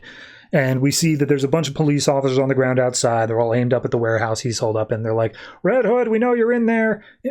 Come out, and we promise you'll get a free trial, or a fair trial. And the cops are just like, after all those police officers he killed, yeah, right, we're going to shoot him dead. And the guy who said it over the megaphone's like, of course we are. But, like, we can't let him know that. And Red Hood is saying, like, yeah, I killed the sleazebag, the corrupt guy that they used to call mayor of this town, and I'd do it again. So Red Hood gets up into the window, and everyone's like, oh, look, he's there, take your shot, do it. And then all of a sudden, the windows of this entire warehouse just explode, blow out. The police take cover, and they're like, oh, it was a distraction, he's getting away, there's no way to just blow himself up.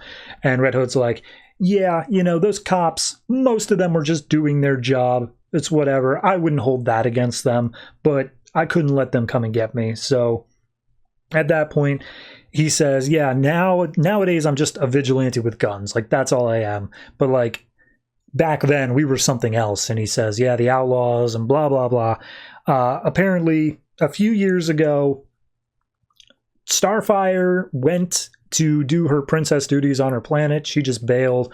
And then Arsenal got inducted into the Justice League after the death of Green Arrow, and that left Red Hood basically all on his own.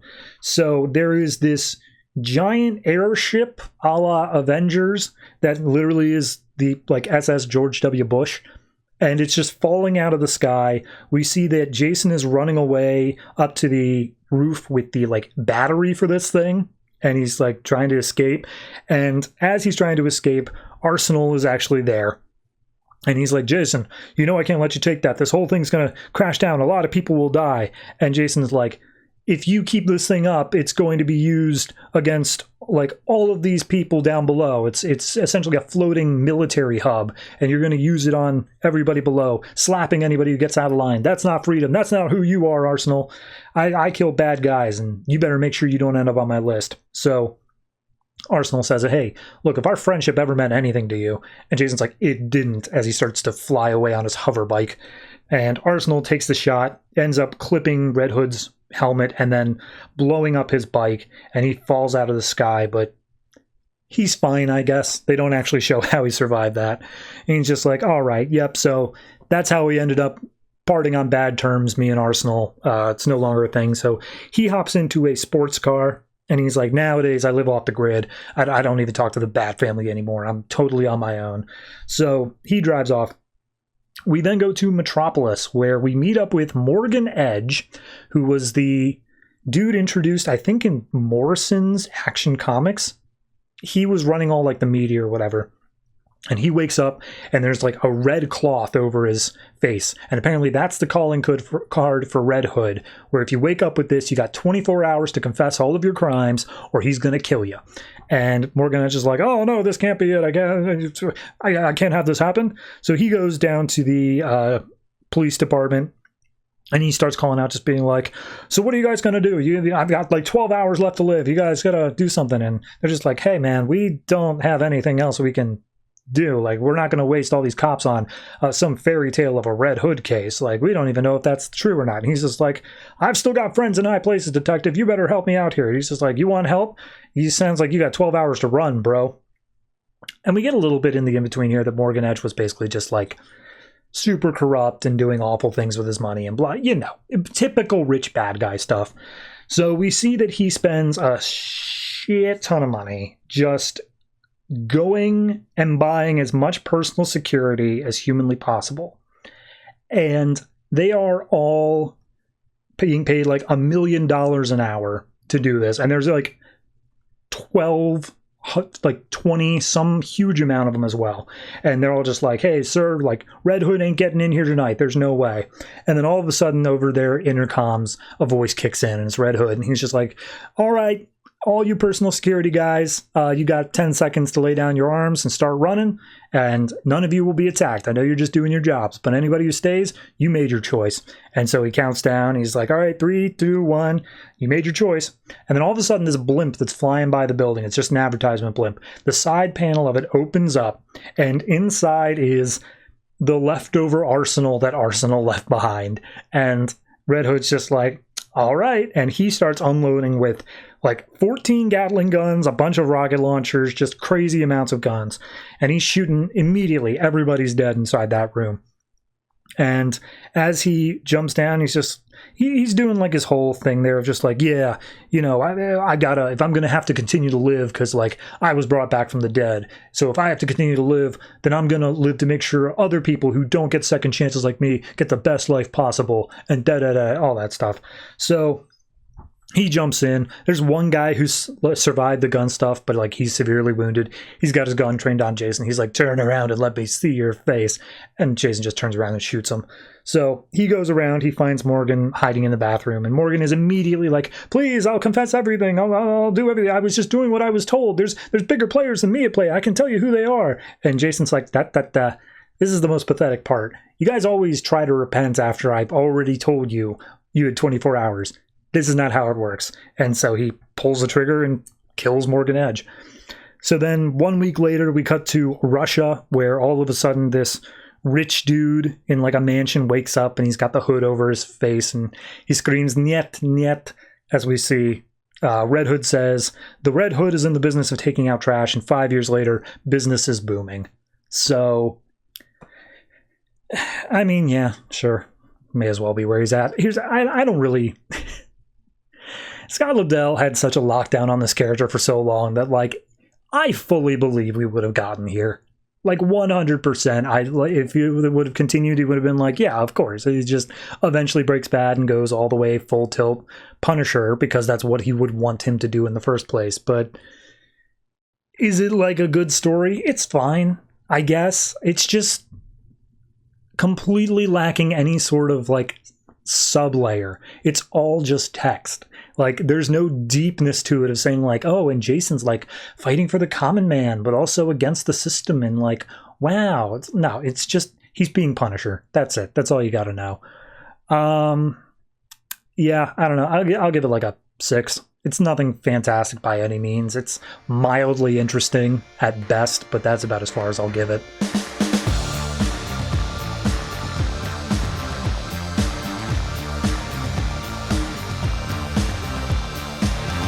Batman Superman Futures End #1, written by Greg Pak, art by Cliff Richards and Jack Herbert. So this picks up 4 years in the future, so just after the war ended between Earth 2 or parademons or whatever it was. And Bruce Wayne's waking up in the hospital. And all of this is told via narration of him writing in a journal of some sort. And he says, like, yep, I woke up one day, I was alive. I definitely messed up and worse for wear, but regardless, I'm alive. And that means that the world has survived this too. So if that's all true, where the hell are you, Clarke? And we see a memorial service in Metropolis for all those that were lost. Names are being read up, and eventually they get down to Clarke Kent. And we see Lois Lane is holding his portrait and crying. And Bruce is just like, bro, you're freaking Superman. I know you're not dead. So where the hell are you? Like, if you're not dead, that means that it's worse, that you just ditched us in a time of reconstruction here.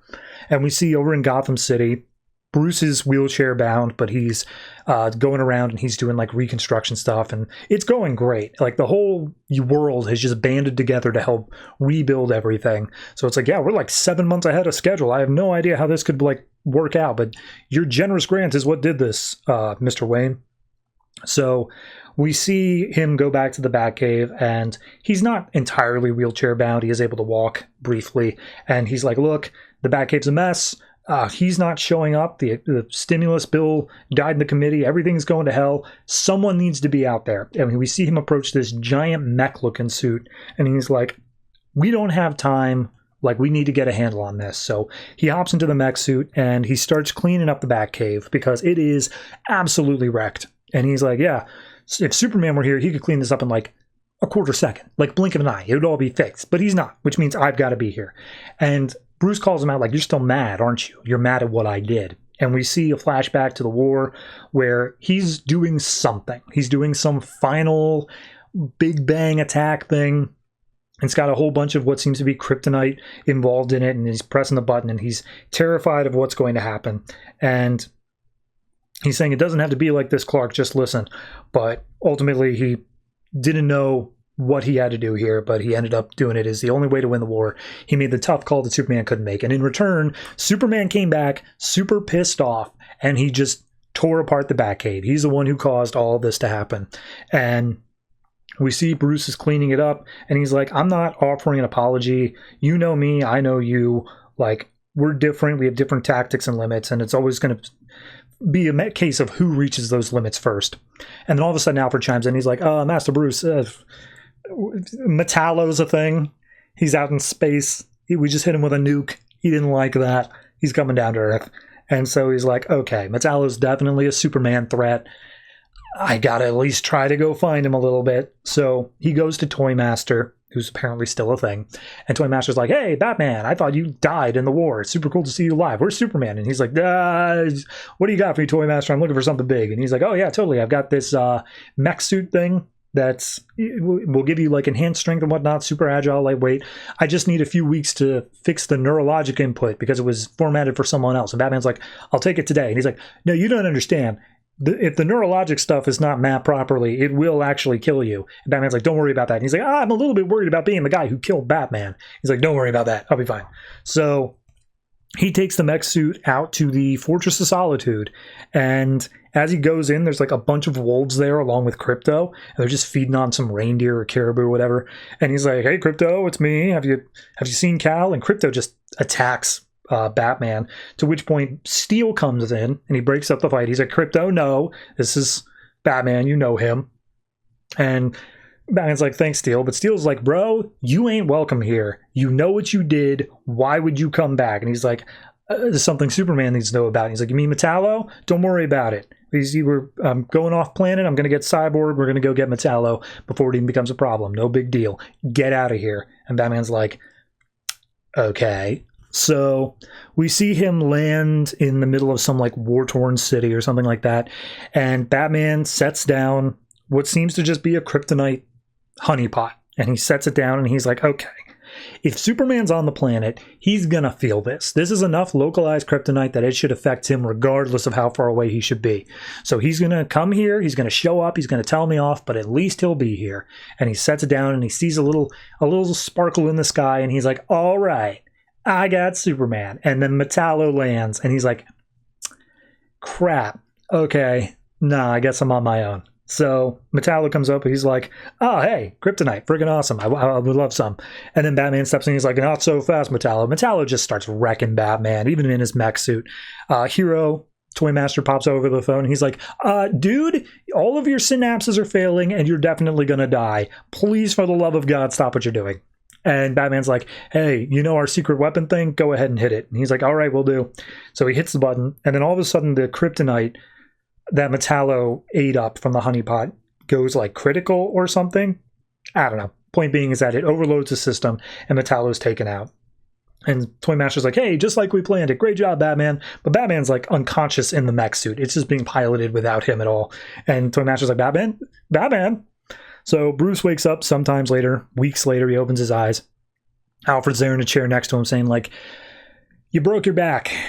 Like, for real. You cannot walk again. That is what you just did there. And I found your journal, all these things you were like pissed at Superman for not showing up. Let me ask you this, man. Did you ever once just call out to him? Like, he can hear you. Did you ever just try that? Did you ever just swallow your pride and just call him? And so we see Bruce sitting in the hospital bed, night's fallen. He just calls out, he whispers, he's just like, Clarke. And he lets time pass, and night turns to day, and he's like, all right, you're gone. You're not showing up anymore, so be it. And he throws his journal into a fire and says, the world's just going to have to settle for me. I like it. I think it's a very well-written issue. I like this idea that Bruce, a big thing that he has to deal with is loss. He's not good at being abandoned. And the fact that Clarke just ditches him after this whole war thing happens, yeah, I'd imagine it would affect him in very big ways. So it's an interesting concept. I like seeing it explored here. And then it also explains other things going on in Future's End of like, what happened to Batman's back? And it turns out he was trying to fill in for Superman, and that just did not work out. So, it's a solidly written story. I definitely enjoyed it. I think I'd probably give this one, it's an 8. I'd say it's an 8. It's not much of an 8. It just barely scrapes by there, but I think that it is an interesting enough look into the Batman-Superman dynamic that I hope that this gets explored more in the actual Future's End event, rather than just this off-to-the-side tie-in. But it's very well done, so 8 for this.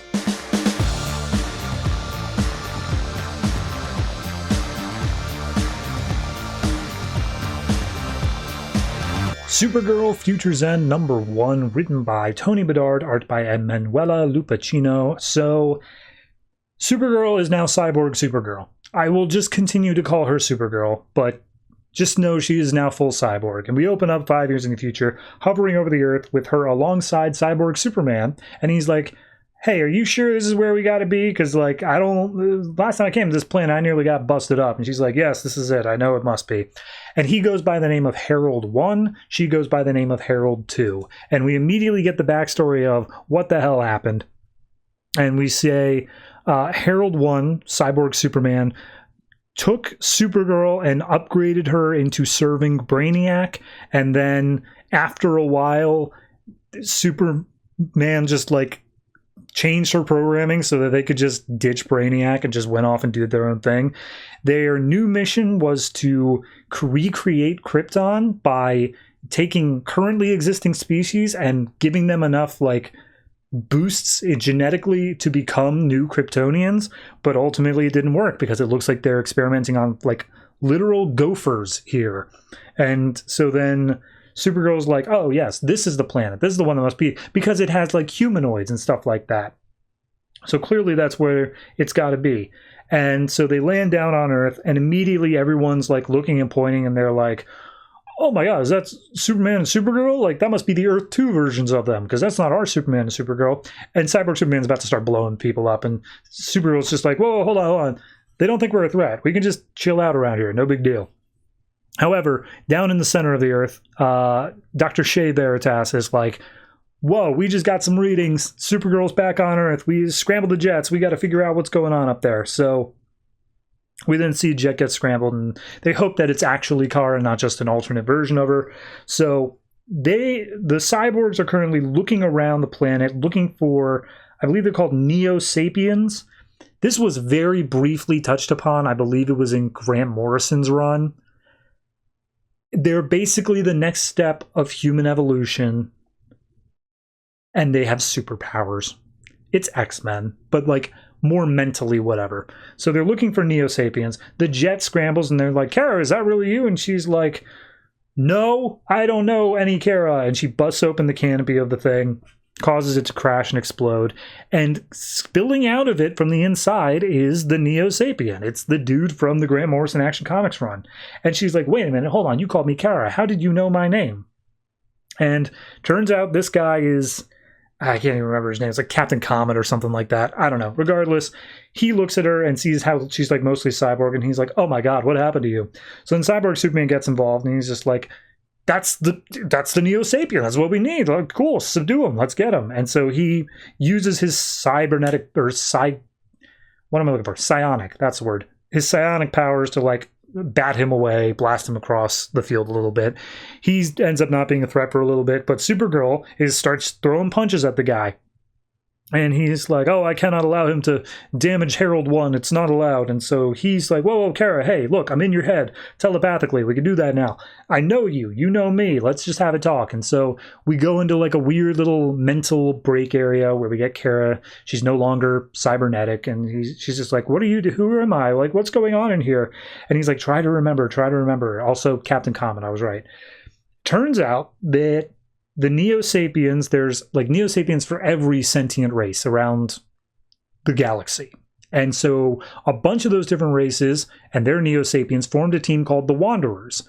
And Supergirl, at some point, joined them. And they were, as powerful as they were all looking at Supergirl like she was the coolest, she was the best. In fact, Captain Comet and her kind of had a thing going on. Until one day they were fighting against Brainiac and Cyborg Superman. And they thought that like it was just a routine sort of fight. However, Supergirl ended up being captured. And they did their best to try to track her down, do what they could, but ultimately it took years to be able to find her again, and only just now has it worked out. So they get out of the mental area, and she's like, Adam, is that you? And he's like, yes, it is. Oh, come, Supergirl, give me a hug. And then Cyborg Superman comes back, and he grabs Captain Comet by the head and just like, all right, well, this is sickeningly sweet. I'm just going to crush this guy's head now. And we see Cyborg Superman like blast him with energy, like point blank, and for some reason it doesn't kill him. And he's just like, long last, we have finally found what we looked for. We can rebuild Krypton now. And Supergirl's just like, hey, quick question. Who are you? Like, for real? Like, you're wearing the House of L thing and you look like Kal-El, but you're definitely not. So, who are you? And he's like, where are these questions coming from? Screw that. We need to... I made you what you are. I made you perfect. And so she blasts him because she's all pissed off about it now. She realizes how much was taken from her. So she starts attacking him, and he just gets all pissy about it, just like, oh, I built you and I can unbuild you. And all of a sudden her arm starts rebelling against her and starts like clawing at her face. And she's like, oh no, he must have put in some back doors or whatever. So it starts doing energy blasts at her face. She's like dodging around it as best she can. Cyborg Superman's just floating over top saying like, oh, you were like my offspring, and that's all that you need to know. That's why I have control over you. And she once again asks, like, who are you? What was your name back on Krypton? But of course he has no idea. So Captain Comet at that point is just like, hey, Wanderers, I'm going to need some backup here. I found Supergirl. And they're like, I'm sorry, you found who? We're on our way. We're like right outside the planet. Jesus. So Supergirl finally gets pissed off trying to fight her own arm. She decides to heat vision it off, and she's like, haha, no more. You can have your imperfection back. And she throws her arm at Cyborg Superman's face, and then she starts ripping off all the other cybernetic implant bits, like, as best she can. And she's like, oh, how could you do this to me? You mutilated me. And he's just like, oh, you never deserved what I did for you. The rest of the universe is...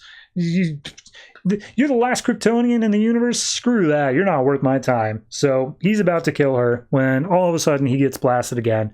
And it's the Wanderers. They've shown up and they're just like, hey, she's Supergirl and we'd all die for her. Are you willing to do the same? And he's like, nope, bye. And he just flies away out into space.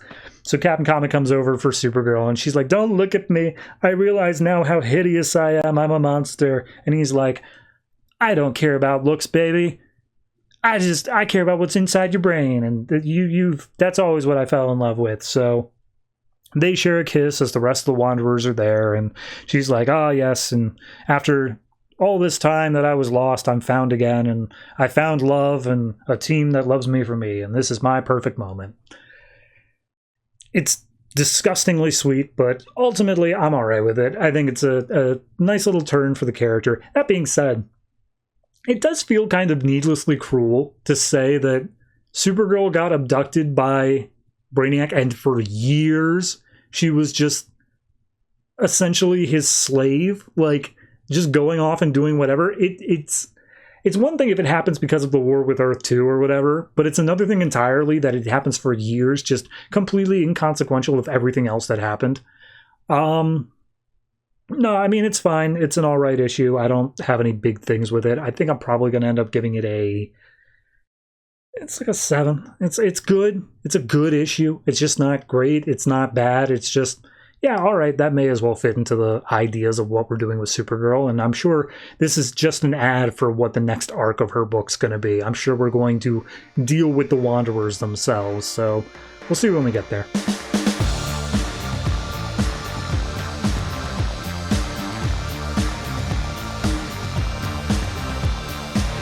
Green Lantern New Guardians Future's End #1, written by Justin Jordan, art by Diogenes Nevis. So what happens when Kyle just goes full space Jesus? That's more or less the basis of the story. We open up on a planet, just some random ass planet, and all of a sudden there's a blinding white light, and all of the aliens that are on this planet get converted to Christianity. I mean, it's not actually, but it is whatever the religion of the White Lantern is. And the narration is Kyle saying, like, I've learned that I can't just show up as like a messiah figure. I got to just do it quick with a flash and a bang, and it just like show them the light and they'll all immediately convert. Except it's not all of them. There are actually in any society a bunch of them that don't get converted for whatever reason. And we'll get into that later, but we follow one of these people who doesn't get converted named Soren. And Kyle is just following her through the narration saying like, yeah, I have the life equation and it gave me this untold ability. And I, there was so much wrong with the universe, I knew I had to find a way to fix it. So that's what I'm doing. I'm going planet to planet, culture to culture, and I'm fixing all of their problems by just inducting them into, like, showing them the life equation and saying, like, there, everything's fine. But certain people don't take to it, and say Soren starts running away. She's trying to push her way through these hordes of crowds of people that are all like, hey, it's better, like, if you just give in, man. And we see that whereas all the other people get captured and converted over, she's one of the last ones, and they're like, hey, it's going to be okay. And she just kicks one in the face, being like, no, it's not going to be okay. Stop saying that. So they put her into a chair, and Kyle's just like, oh, she might be the one. She might be the one that I need here. And we see that when you get put into this chair, you're shown like the truth, more or less. It's more just like a solidified, drained down version of it, saying like, oh, you see, the universe with terrors and all this stuff, and how the ability to change, and like how this is the truth of it. But as she's being shown this, she basically just breaks out of the chair, screams no, and ends up destroying it. And she goes over and she's about to like choke one of them out and just like kill her. And she's just like, oh no, please, no, don't. You're better than this. So immediately Kyle's like, okay, she's passed the first test. Let's let this keep going.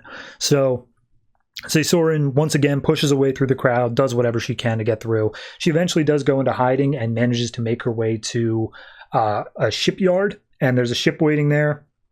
One of the guys who's been converted, she holds a knife point and it's just like, hey, do you want to scream? And he's like, no. And she's like, good answer. Anyway, I want you to help me. So she manages to get on this ship. Ship takes off, goes off planet. She starts chipping away at like rocks and stuff on this ship.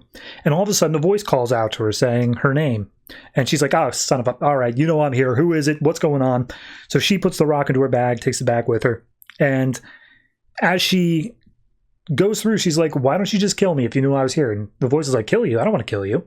And we see that the voice is Yekop, one of the Guardians, who has been grafted into the ship, like full on, just like head in a jar sort of vibes going on here. And she's just like, you knew I was here. Like, why didn't you help me? And he's like, I am in charge of taking care of the ship and the people on the ship. You are not a threat to that. So why would I have any reason to come after you? And she's like, yeah, you know what these are? And she opens up her bag and she's like, these are bombs. I've been making bombs. I can blow this whole ship up if you don't let me do what I want to do. And he's just like, all right, cool. And she's like, what, you can let me? And she's like, yeah, totally. What do you want? And so the ship redirects and makes its way to the home world, wherever, like the central hub of Kyle's religion, and she lands the ship, she gets out. All the people outside are part of the religious capacity, and they've got like a thing on their foreheads, like a glowing light to show that they are a member of this. And they all just let her through as she goes into this building that has all the different guardians, like portraits on the wall, and then a skeleton in the middle that has a shield and staff weapon. And she goes to the skeleton, and at this point, the narration is saying, like, I've given up so much. Like, I've given up everything, my friends, my humanity, even my love, Carol. And this is where Sesoren is able to hear the voice and says, like, oh, this isn't love, not anymore. And now she's able to directly hear whatever Kyle's saying. So she grabs the staff and the shield, and she gets a little, like, armor upgrade or whatnot. It's like, no, you don't get to love somebody that you then kill. And then the skeleton starts moving. And it turns out the skeleton is the skeleton of Kyle Rayner. And he's like, I did all of this because I love all of you. And she starts attacking the skeleton. He just blasts away with energy and whatnot. And it's basically just like a battle of philosophy at this point, where she's like, no, what you're doing is wrong. You are enslaving the universe. You are not giving people this choice of like the right thing to do. And he's like, you don't understand because you don't see it from my perspective, and I can't see it from your perspective either. And it turns out the reason that certain people are able to survive his little flash of light is because they are so full of a specific emotion, so like fear or rage or whatever like that. They're so full of that emotion that they're not able to be immediately taken over by the white light. And the emotion that she has is hope. And she's like, no, I have hope that like there is more than that there is, people are able to survive outside of your silly little white light thing. And he explains like, yeah, the Guardians, Carol, they all thought that once I got the life equation, I was cracking under it. That was going crazy. I had to prove them wrong. I had to prove them that this was totally the right thing to do. And I feel like I was totally right. And she's just like, yeah, no, dude, you're freaking crazy. But regardless, you couldn't change me. And he's like, you're not special. Like that emotional thing, there are billions of people like you that are like that. But ultimately, they all come down, like when they get into the chair, they all end up falling. But you didn't. And I don't know why that is. And here's the thing. I'm done. Like, I cannot continue this anymore. My body is giving out. My mind's giving out. Someone has to continue this on. And I want it to be somebody who has a different perspective than me to make sure I'm doing this right. So I'm becoming one with the source. I'm at the end of my days. And if you have hope, if that's your driving force, I want you to be that person. So he explodes into a white light. He says, this is the gift I give to you. He leaves the ring behind and says, look, I'm not going to force you. I can't force you. Only you can decide. And she reaches down, picks up the ring, and puts it on. And that's the end of it. I like it. I think it's a solid story. I mean, it is, again, one of those things where there is so much in the in-between that you just have to assume happened. But ultimately, I like the idea that, you know, Kyle is so absolutely burdened with the concept of he's got to be Space Jesus that it overtakes him. And he realizes that in the end here. And he's like, yeah, no, I want someone else to carry on my legacy. So here you go. And it's not something where they're enslaved to do it or mindlessly brought in, but like they are allowed to choose this. It's a well-written story. I'm not going to say it's not.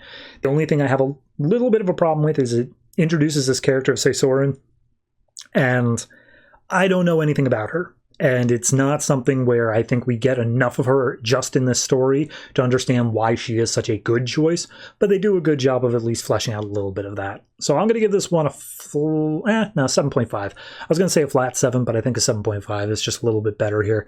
So yeah, it's a decent enough story, and I look forward to seeing what the life equation has to do with it, because that is definitely something that's coming up in the Green Lantern book proper over the next few months.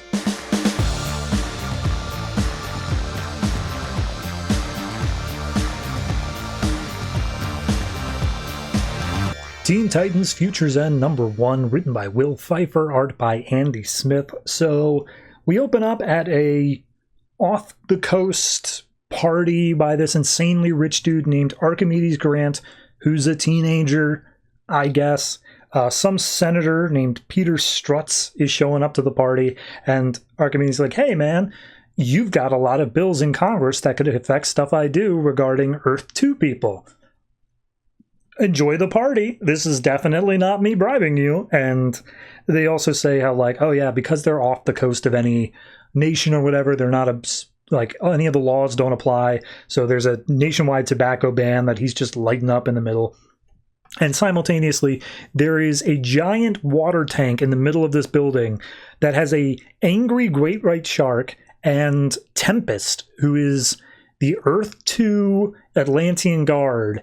And he looks a lot more like Lagoon Boy as you would know him. He's not like humanoid, he's very much fish-like, but regardless, he's fighting against the great white shark.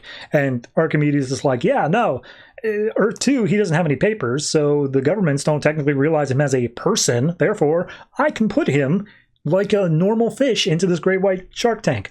I've drugged the shark to make him even more angry. Would you like to place a bet on this, Senator? And the senator's like, hell yeah, I would. I placed $5,000 on the weird fish kid. So they're battling it out inside the tank, and then all of a sudden they just disappear. And we show one of the waiters behind is not actually a waiter. It is Clarion, a magician who they explicitly call Witch Boy from Earth 2. And immediately there's this woman who comes up from behind. Her name's Hannah. She's head of security. And she's just like, that waiter made them disappear. I don't know how, but he's waving his fingers around and he's definitely doing something. So he's got guns trained on him. And Senator's just like, whoa, whoa, whoa, are you just going to kill this guy? And just be like, I told you, laws aren't going to apply out here. Count of three, everybody, shoot this kid. 1, 2, 3. And as he says 3, Clarion just disappears from the middle of the party. And Archimedes is like, great, yeah, awesome. So what are we going to do for entertainment now? So like a mile away from the place, we show Tempest is letting the great white shark go free, and Clarion shows up in a boat. He has blue skin here, where he just had normal skin before, and just like, oh, you're welcome, Tempest, that I got you out of that. And he's just like, oh, you know, I saw a shark in trouble. Didn't think I was going to get caught up by it, but regardless. So he gets in the boat, and then all of a sudden, a new Kid Flash shows up. And this is a Kid Flash from Earth 2. And she's like, hey, everyone, sorry it took so long. I had to sap some juice out of the power grid in order to go faster. So it seems like she gets her energy from energy rather than just Speed Force. And so she's just one of the group now as well. So we see they meet up in a park a day later, and they're just having a meeting about, okay, Archimedes Grant sucks. What are we going to do about him? And Clarion gets a pizza that's delivered by drone, and they're all like in disguise. No one can recognize even Tempest. And just like, dude, we're supposed to be secret. You just got a drone pizza delivery. Like, they can track those things. And Clarion's like, shut up. I put a spell on it. It's not able to track us. Now, does anyone want some pizza? And he's like, oh yeah, I mean, if it can't be tracked, sure. And then all of a sudden, they're sitting next to this tree. And out of the tree comes Heretic, from like Batman and Robin, Batman Incorporated stuff. And Heretic lands, and he's like, you guys, I was staking out Archimedes Grant for God knows how long, and you all ruined everything. Do you have any idea the sacrifices I made? And they're like, what's up, man? Why were you against Archimedes Grant so bad? Like, we know we have a problem with him because he's like the worst to Earth 2 people, which we all are, but what do you have a problem with him for? You're from Earth 1. I know Heretic is an Earth 1 thing. And he's just like, oh, well, he's super wealthy, and he does nothing but demean the people less than him, which is everybody else, and I can't stand by that. And they're like, cool, awesome, want to team up? And Heretic's like, all right, yeah, sure. So he says that he is Heretic, but there are a bunch of heretics, that he is just one of many, and therefore probably not the one that killed Robin. And they're just like, yeah, awesome, all right. Anyway, who has some good ideas on how to kill this guy? Or, sorry, they say take down the richest man in the world. So we then cut to New York City, where apparently he's throwing a birthday bash, which is, he's spending an hour in every time zone and just celebrating like all around the world for his birthday. And he's still got the senator there. It's a full, completely different party, but the senator's enjoying himself. And then Tempest drops in from the sky, lands in a pool, and immediately starts attacking guards. Archimedes is told to get inside as everyone starts like scrambling around, panicking as what's happening. Clarion casts a spell to make everybody look like Archimedes Grant, so nobody knows which one's the real one. And it's just like, oh, I know this is some sort of special effect or a spell or something. I know exactly what I'm dealing with here. We know exactly who you are. And then we see Hannah manages to figure out which one is Klarion, and so she electrifies him, and she's like, oh, you stupid idiot, this is the 21st century. Technology trumps magic every time. And then Kid Flash comes out of nowhere, starts beating the crap out of Hannah. Turns out she's actually a robot, and she's like, yeah, you know, the old Teen Titans knew me as Algorithm, but now I've changed, I've grown, I've studied everything about you three, and I know exactly every tactic you're going to do. There's nothing you can do to surprise me. And then Heretic comes up from behind and slashes her with a sword, saying like, didn't expect that. So Kid Flash goes off to do the rest of her job. We see Archimedes is helped by a waitress saying like, oh, please, sir, come with me and we'll get you somewhere safe. And they go into a trophy room that's filled with a bunch of rare animals, including a freaking woolly mammoth. And we see, she's like, oh, you're a waitress and you're helping me? Why? And she's like, oh, you see, I grew up in Brazil, but then my village was ruined because of companies that you controlled. And he's like, seriously? You're choosing now to do a complaint? Put it on the website. I don't have time for this. And then she slashes at Archimedes' face and then punches him with the strength of a gorilla. And you see like the animals in the trophy room are lighting up as she does this. So she clearly has some connection to the red. To which she confirms, she's like, yeah, I always had a greater connection to animals than I did people, and here we are, you've killed all of these animals, and for what? Your stupid trophies, you're the worst. So Archimedes is like, please, hold on, just wait a minute. And he pulls out a gun and shoots her a few times. And she's just like, oh, well, welcome to the trophy room, we'll find a spot for you. And she looks up and sees the woolly mammoth, and she, like, it has a little plaque that says, cloned 2014, killed 2019. And she's like, you literally brought an animal back from extinction just to kill it and put it in this room. You are the worst. So we see Archimedes is now scared because he's funneling a woolly mammoth. Meanwhile, Heretic is going up against Algorithm. Keeps on slicing her, but she keeps on like regenerating, connecting herself back together. So Klarion casts a spell to turn her into butterflies.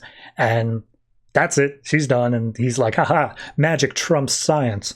So Kid Flash runs in just like, hey, we took out all the guards. Tempest is taking care of the rest of them. Anybody seen Archimedes? I passed him on the way in, but I don't know where he's at now. So they end up trying to figure out where he is. All of a sudden, he comes flying in through a wall, and he's knocked unconscious as he's saying that he's sorry. And they look over to see who did it. They see the girl. Her name is Alexia. She's like, oh, but you can call me Animal Girl. And at that point, Tempest comes in, and everyone's like, okay. So we did it, right?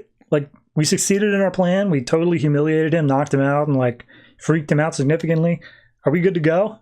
And Alexia's like, can I come along too? And he's just like, yeah, sure. So then Klarion just teleports them all out as the rest of police and security start converging on the tower. So then we cut to the Senate building, whatever, Capitol Hill. And we see the senators like, oh, yeah, it's very tragic what happened to him. He had a nervous breakdown and all that stuff. But he still donated a crap ton of money to our fund. So it's only fair that we pass the bill that we were going to pass regardless of whether or not he's actually supporting it. And then as he gets into his office, the 5 of them are waiting inside, Heretic, Klarion, Animal Girl, Kid Flash, and Tempest, saying, hey, Senator, you can call us the Teen Titans. We're going to have a little bit of a talk about your future. And that's it.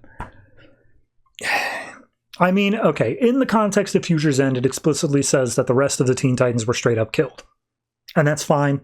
I'm willing to accept the fact that there are new ones that come in and take the mantle and whatever. But it's a strange bunch. And I'm not sure what their end goal here is. It seems like they're trying to be like for the betterment of Earth 2, or at least like the subjugated and the downtrodden of the Earth in Heretic's case and Animal Girl's case. So it's an interesting bunch. I'm not saying there isn't story potential here, but this opening story just kind of feels like, how the team came together is second to what it is they're doing. You know, like, we don't need to figure out exactly how they came together. Heretic just showed up, Animal Girl just showed up, and the rest of them were already a team. So it's not a bad issue, but I would still rate it like, I don't know, 6.5. It's not great. It's not even good. It's just not bad. So yeah, it's interesting in its own right, but a 6.5 nonetheless.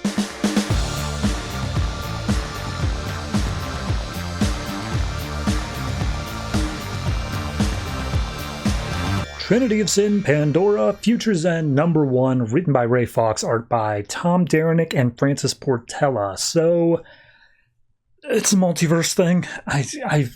I'm trying to figure this one out as I go, man. So, we open up in Baltimore, Maryland, and all of these places are just alternate versions of Baltimore, Maryland, and they're spelled weird and they say it the weird way. But regardless, we open up and we see some red lightning, and there's this dude there named Black William who's on death's door, and he's being attacked by what seems to be a very warlike version of Pandora. And he's saying, like, the warlike version saying, "Oh, you've failed, Black William, along with the insane woman from Gotham and the Kryptonian," like Krypt, and she shoots him in the head and kills him. Apparently they were immortals or something like that. So we cut over to the real Baltimore, Maryland, where the real Pandora, as far as I can tell, walks up to the shattered remains of Pandora's box, the little skull thing from Trinity War, and she's like, "I finally understand it now." And she casts a spell. It reassembles itself back into full form, and she's like, "Oh, only my hand could ever bring you back together, and now I can open you up." And she opens up Pandora's box. We cut over to Baltimore, Maryland, where a super huge overweight blue version of Pandora is fighting against a swamp thing that is actually Pam Isley. So Poison Ivy has taken over Swamp Thing, and she just crushes that Swamp Thing's head underneath her foot and says, like, "Oh, I'm going to destroy the multiverse with a flutter of my eyelid." And she's like, "Oh, the green will always return," and she just crushes the head. And then all of a sudden a bunch of red lightning comes in and seems to teleport her away. So cutting back to the real world, we see that the skull falls to the ground, Pandora's box, and Pandora is standing in front of the 7 deadly sins. And she's like, "I'm sure you're wondering why I've called you here today.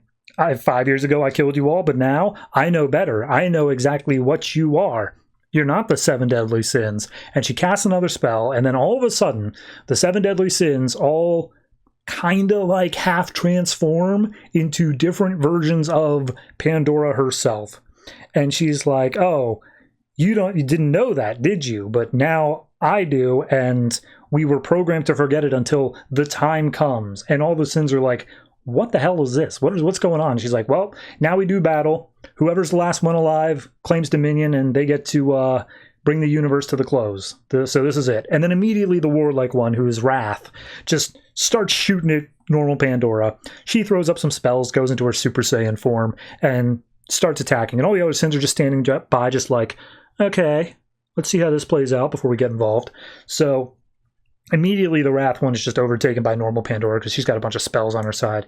And Wrath is just like, "I'm going to tear you to pieces." And she's like, "No, you won't." And then as she's dealing with the Wrath one, all the other sins get involved, saying like, "Okay, we're going to work together to take her. Let's go." So they all jump in at once. Pandora just starts knocking through all of them. I think it's not envy. Greed? No, I don't know. One of them comes in just like, "Oh, you can't take us all, Mother. You should have known." And she's like, "You friggin' idiots. I already took you all out. I literally did that 5 years ago. I took you all out. But you've got to understand that when I take you all out, then it comes to me to choose the end." And all the sins are like, "So what are you doing? What is this about?" And Pandora finally explains, like, "Okay, here's the thing. You all are just different aspects of me. Like, that's it. We're like, there's me, Pandora, and you are each of my sins separated out from me. And when it comes time for the end of the universe, what happens is we do a Matrix thing where we fight it out, and then one of us will destroy the universe in our own specific way, whichever one happens to win that time. But then it loops. Then it just keeps on happening over and over again. We keep on destroying the universe, it comes back, and we just keep on doing that over and over again. It's just a turn of the wheel. And Pandora's like, "But I don't want to do that anymore. I want to do something different." So she reabsorbs all of the sins back into herself, and she's like, "There, now we are something different, something stronger, and instead of the world ending in one of these horrific sins, we can end it in hope. We can do something where the cycle can be broken." And we see her using her power to like disintegrate herself, just turn into energy. There's just a pile of dust left where she was.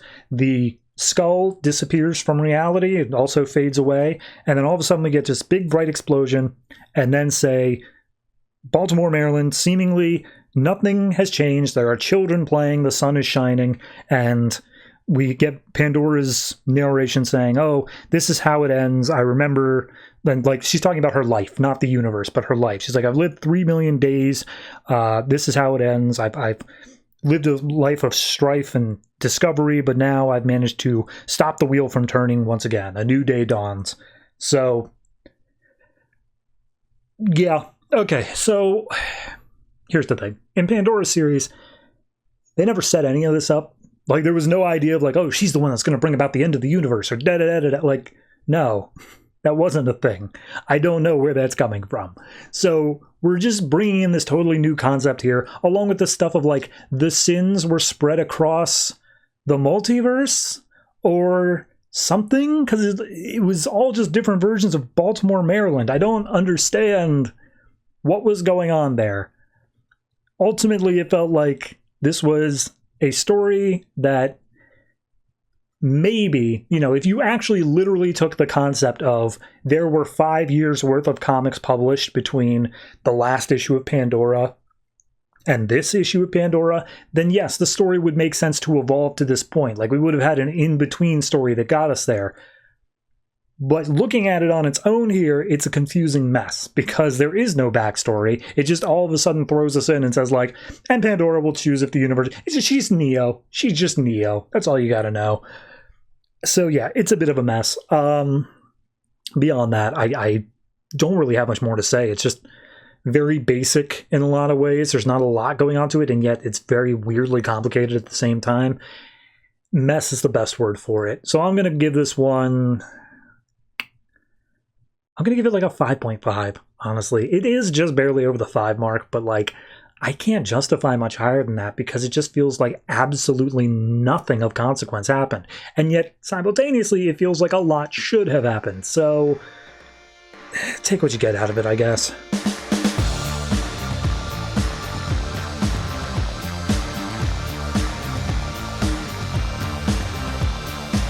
And that's it. That is all the comics that came out this September 17th, 2014. And yeah, once again, as in the beginning, don't really have much more to add on here at the end, except that next week is the last week of Future's End Month. Woo! I mean, we still got to read the entire rest of the miniseries, which has another, like, 32 issues to go. So, is that right? I feel like I'm doing my math wrong there. 24. All right, I could do that. We're halfway done the series. I'm okay with that. But regardless, tie-in month's done, which means I can finally put that omnibus back on the shelf and never look at it again. That being said, I do still have to talk about next week's comics, so let's get through that real quick. In no particular order, we have the Future's End tie-ins for Catwoman, Harley Quinn, Superman, Red Lantern, Sinestro, Aquaman and the Others, The Flash, G.I. Zombie, Justice League Dark, and, surprise, surprise, because it's not actually a series in its own right, Booster Gold. I think that one's supposed to be the capper. I think that one's supposed to be the end of it all, so I'll put that at the end of the episode. Everything else is completely fair game to put wherever, but that's also not all the comics because we have our 2 weeklies of Batman Eternal and Future's End, as well as the finale to the Superman Doomed event. I'll be honest, I forgot that was happening. There is a final one-shot in Superman Doomed number 2, where they're just going to wrap everything up and say, yeah, okay, that event's done, ignoring the aftermath stuff that's going to happen over in some other books, like Superman Wonder Woman. Nobody counts the aftermath stuff. This is the finale to the event, and frankly, good riddance. That book was a nightmare, or the event, I should say. So yeah, no, that's basically everything that's going to be going on that week. Don't think I have much more to add, so if you have anything you'd like to add, whether that be the books I talked about this week, last week, any week at all, go ahead and hit me up on any one of the number of social media places we have, or in the comments down below. For social media, we have a Patreon, we have a Discord, we have a subreddit. That is the order in which you should visit them. Or in reverse, pick whatever order you want. I really could not care less right now. I am once again recording this right up against the wire. It is way past the normal time I would go to sleep, and I am just trying to get this done. This is what I have committed my life to, and I have to do this for the next 2 years. Anyway, thank you very much for tuning in. It always means a lot to me. despite my constant negativity. Be sure to tune in next week and give this thing a thumbs up or a like or a what's the Gen Alpha slang? Be sure to riz this gat. Ohio. I hated that. I actually just felt like a pit in my stomach as I said that. Please do not hold that against me. But yeah, anyway, all that stuff. See you next time, and always try to remember, if it ain't broke, don't fix it.